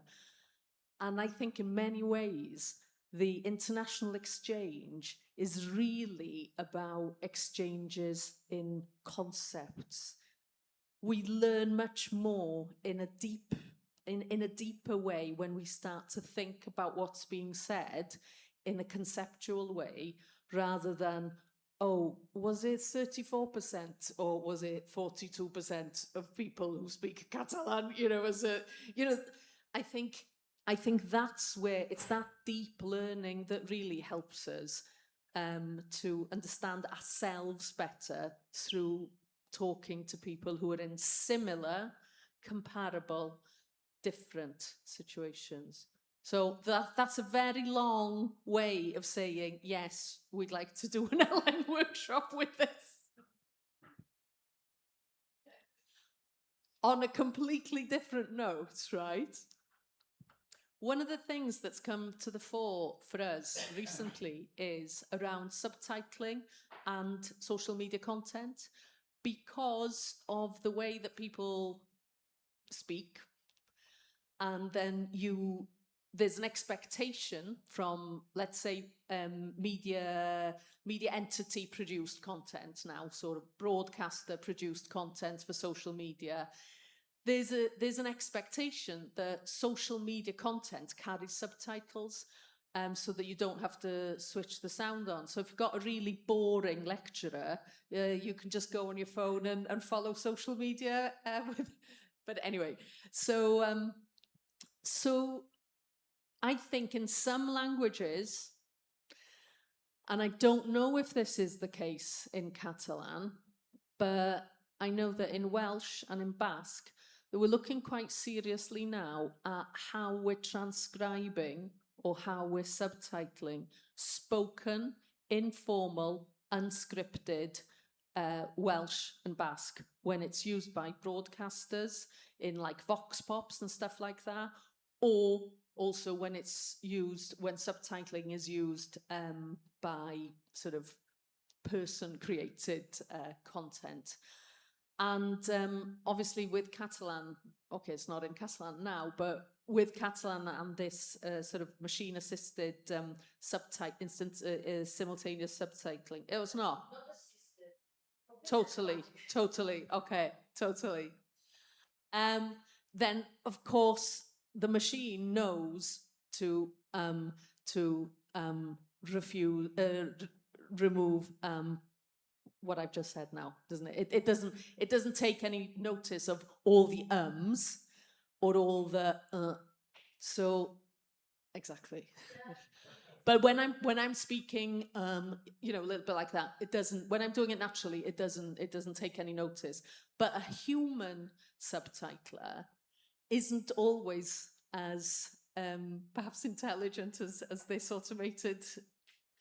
Perhaps the human human subtitler, in some cases, goes towards transcription rather than subtitling, in order to do what? To reflect what was being said, rather than to communicate in written form what was being said. And I think that there's a lot of stuff happening around that. I mean, I suppose in a quicker way of saying it, the human subtitler sometimes includes the mistakes that you make when you're speaking live in the subtitle. For what purpose, I don't know. In order to reflect better what was said. So sometimes when you're using perhaps a loan word, whereas if you were writing, you wouldn't use it, or if you wanted to script yourself, you perhaps wouldn't use it. So this kind of conversation is happening in Welsh and in Basque at the moment. How do we reflect what's being said through subtitles for social media content? And are we doing a disservice to the comprehension of the written form by over reflecting the oral, an oral version of the written form, if you like? I don't know, maybe I'm not explaining myself very well. I mean, so we don't. I mean, this is completely automatic and statistically based. So there's no intention or purpose, and this is really a pilot.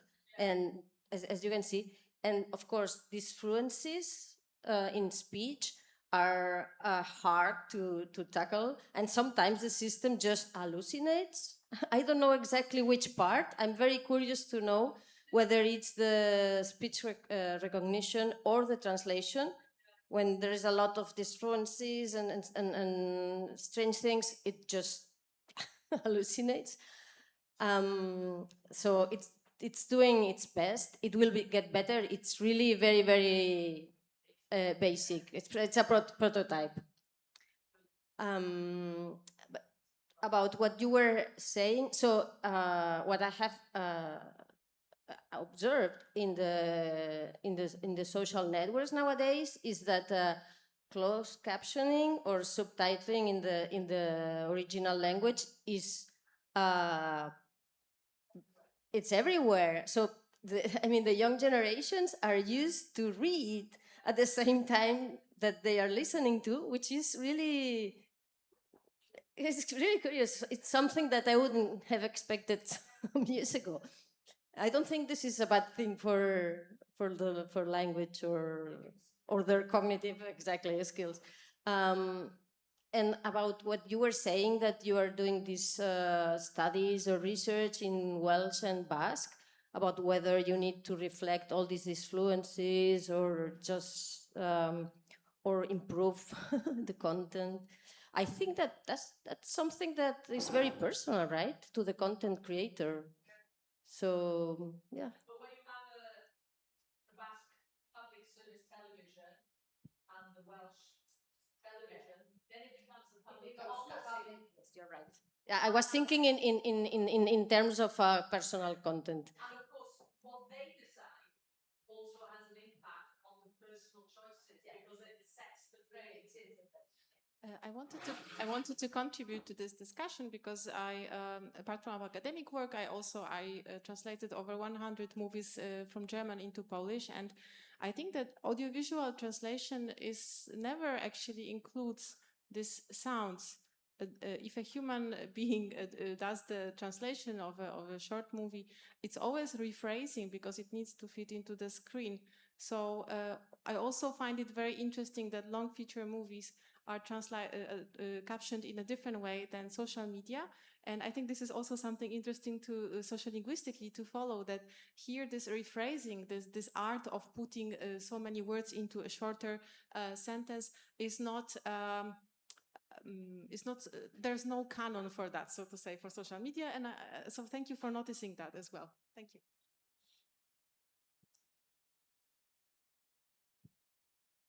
So a question for Eddie.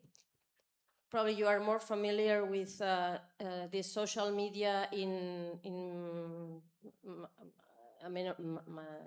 minority languages.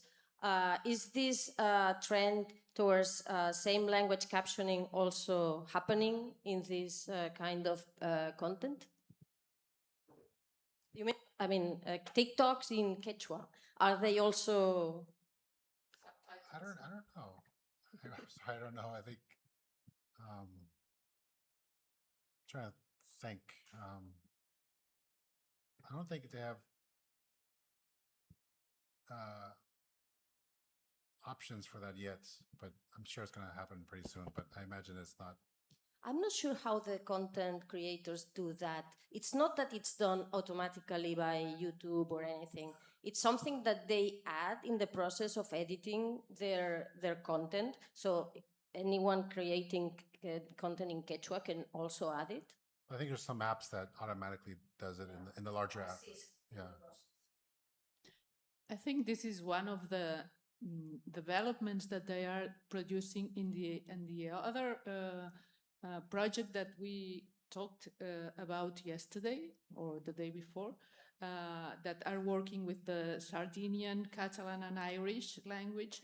They are just developing ways to subtitle or documents or products, audiovisual products that already exist on the internet, or just the products that in that case students or influencers produce in those languages and subtitle them into or translate them into English or any other language to promote the production in these languages. But I'm not really sure about what technology are they using, but they know. Yeah. So they are, when I say it's part of the content, it's because they are not really subtitles like those ugly looking lines under. No, they are part of the content and the fonts they use, everything. It's part of the graphics. And it's also a good way to, and it's also it's always in the same language. And it's also a good way to learn for second language learners. I'm sure it's coming sooner or later. I mean, there's some options on YouTube. I think it's an app as well where they automatically dubs videos in different languages, but they can still retain the original person's voice. I don't know if you've seen that. That's kind of scary. But that goes against the original language, right? Because it gets obliterated. You talked about Europe, whether we offered the workshop. This is one we did with Ireland and with Gaelic language. And we partnered with Wikimedia group in Ireland, and they had the same workshop. So this was like the same workshop happening in 5 different countries, not on the same day, but around the same time. So we worked with our team to create the curriculum, but each group can adapt it to their own needs. And so we provided some, rough guidelines, but each can adapt it. For example, in Ireland, instead of each person having their own roadmap, they created group one. And they actually presented this to the Irish government as kind of another contribution for recommendations on the government Irish language support scheme action plan for delivery of the digital plan for the Irish language. So, for what it was worth, it was something that they said this has come from this workshop, which I thought was really cool. And then just in general, Global Voices were legally based in the Netherlands, even though we don't have an office there, but we have a presence in Europe. And so we're always looking to see how we can connect. And this is the Twitter account that Mariana mentioned. We haven't had anything for a number of years, partly because of kind of how problematic Twitter or X has been, in terms of hate speech around just kind of loose rules these days. And so we haven't necessarily followed up with this, but, we have 2 or 3 years of a lot of information there. And what we did is interviewed our hosts before they took over. There's Mariana there, worked with Breton, Circassian from Turkey, Basque, Aragonese. Do you know her? Yeah. Irish language, Gallo, Asturian, Udmurt but the thing is, even though we may not be able to connect activists from different regions, part of our work at Global Voices is to be able to translate this by our volunteers. So for example, this activist, we had an interview with him. He works with Asturian. He has an NGO, but he talks about his work. There's a project called Play Presta, which helps disseminate spaces for YouTubers and podcasters in Asturian. But the interview was done in English, but then our team was able to translate it into Bengali, for example, and Malagasy. And so you can see the same interview is now available for speakers from Bengali. So it's another way for us helping to amplify this great work and helping for this work to be done in more languages. And so that's sort of something in the meantime that we like to do. And then this is the Global Voices page in Catalan, and these are some of the rising stories that were translated. And so interviews with African activists are now available in Catalan. So this is someone from Ghana, and the volunteer Oscar, I don't know him, but he's a volunteer, but he found this article to be interesting enough to spend time to translate it. And so now this is available for Catalan speakers to maybe learn about what others are doing in Ghana, for example.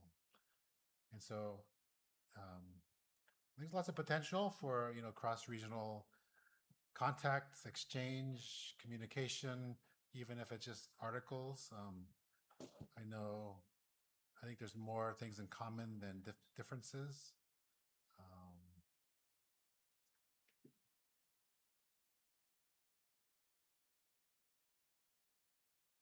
But in terms of like any other experiences, I know these forums, for example, are great opportunities to learn, to meet others from Colombia, from Pakistan, from many other places. But in general, are there other exchanges or other collaborations that you've seen with maybe Catalan and other language communities?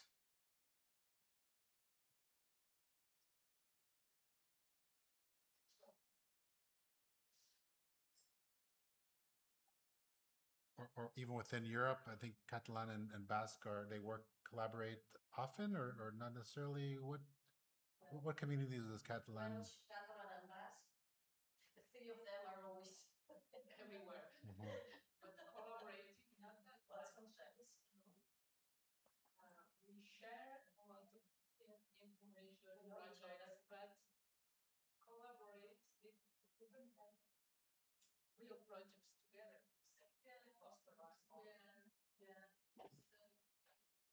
I mean, for many years, we worked together through my Cantor project with Network there. So we had a region partner that campus center applications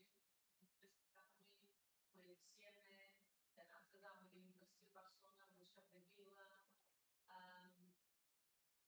So that was for like 20 or more years for the projects. And then Brexit came. We've got in our university, we've got in our centre, we've got a chair in sociolinguistics, so we're a Basque scholar, a Basque researcher in sociolinguistics coming to Wales for a period at the quarta. There's a lot of collaboration that is maybe one-off for the duration of the project. And then one of the reasons why we wanted to set up the Chipana chair was to have some elements of perhaps stability or to have an anchor point for the collaboration. There's also, memoranda of understanding of the bilateral, so there's Wales, Basque Country, Wales, Catalonia, but presumably, there's collaboration between. Well, in fact, there is this project funded by the Catalan government called Àvila for technology. And we had some conversations with Wales, and Welsh is included in our model. Yeah.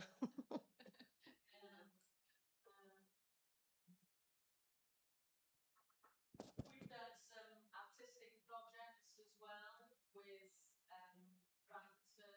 translators, theatre, bands as well. Music. There's quite a lot of different projects, I suppose, happening.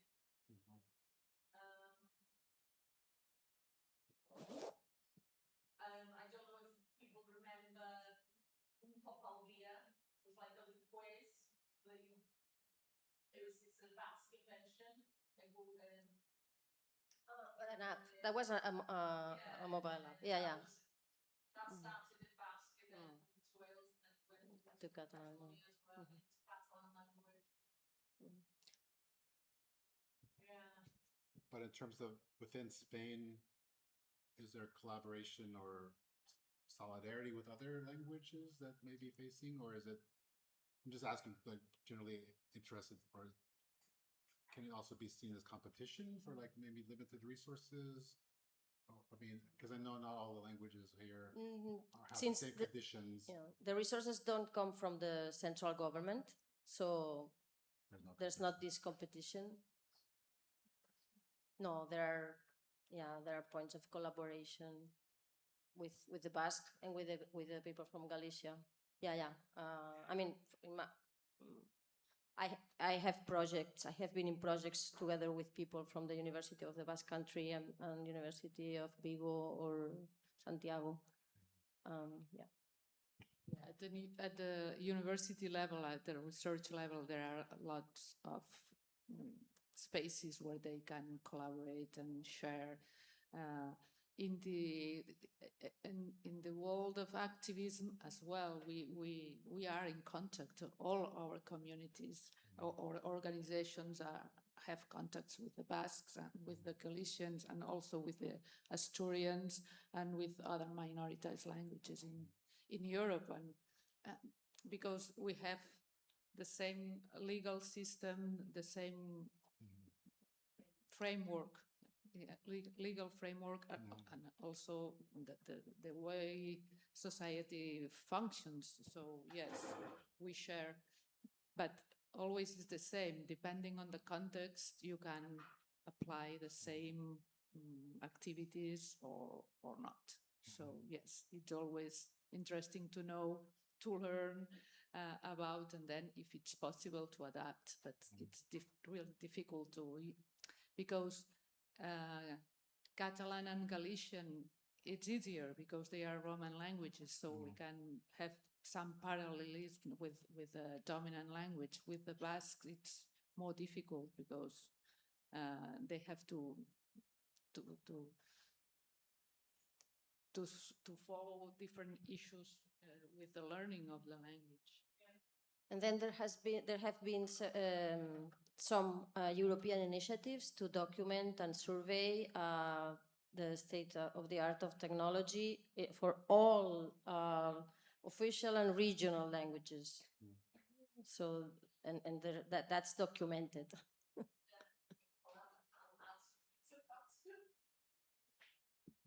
It's already, a bit confusing because my name's Ellen and then I'm with Ellen as well. But on top of that, there's also an LA, which is it's like it's a really good interactive site as well, isn't it? Where you can see the digital language vitality, let's say, or the presence in different in different aspects of language technology of different language communities across Europe, including the so-called regional minority languages.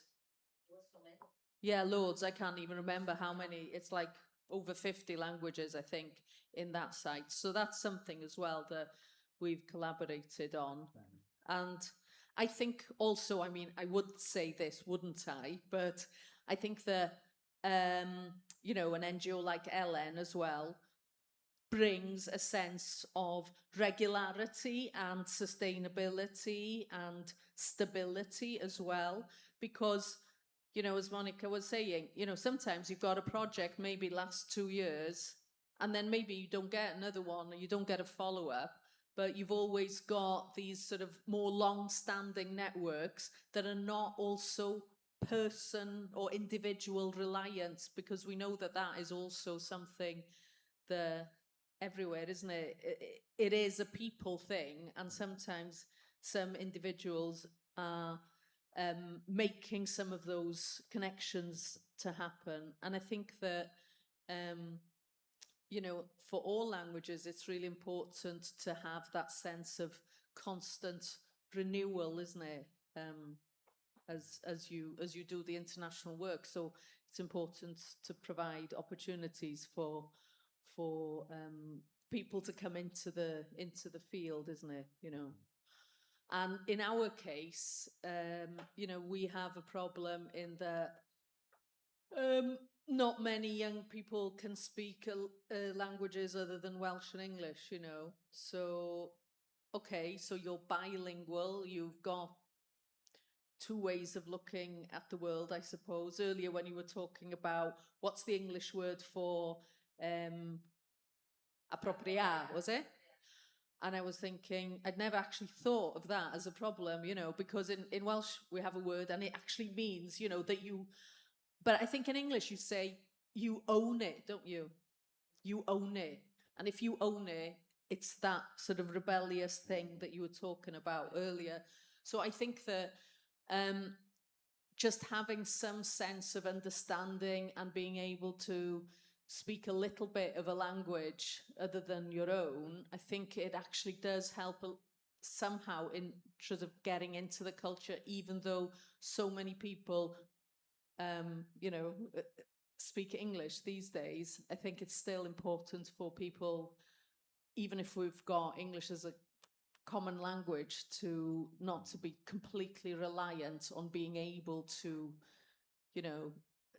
to understand what's going on. And I think that, I don't know how this happens in other contexts, but sometimes, people would project themselves as being an expert, perhaps on the Basque Country at home, in Wales. They can't speak Basque at all, and they can't speak Spanish or French either. And these are people who would be absolutely fuming if somebody were to say, I'm an expert on Wales, and they can't speak Welsh. But they don't see it themselves, So I think that, engaging somehow in a connection with the language is actually quite important. Okay, if there is any other question, I think it's time to stop our very, very long meeting. No, I cannot wrap up.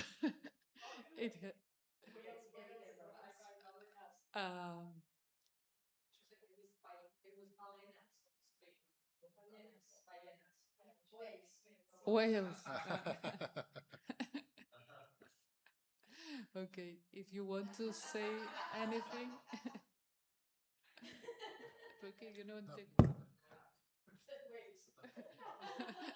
Ha sortit allà les ballenes. No, So just the 3 days it has been saying so silly things, this translator, that it's quite funny, but I don't know if it's useful. no, just thanks for coming, and thanks for the feedback and the conversation. I really wanted to be open like this and learning from you as well. So hopefully just provided a small taste of what we're trying to do with Rising Voices, of connecting people, supporting speakers, and helping them achieve what they want to do. I think it's really important that that's a big part of it, that it's self-determination, it's autonomy, but they do so feeling that they have a support system and people that want to support them in their work. So thanks. I'm sort of losing my voice after that, but I really appreciate all the conversation and input from everyone. So thanks. Muchas gracias.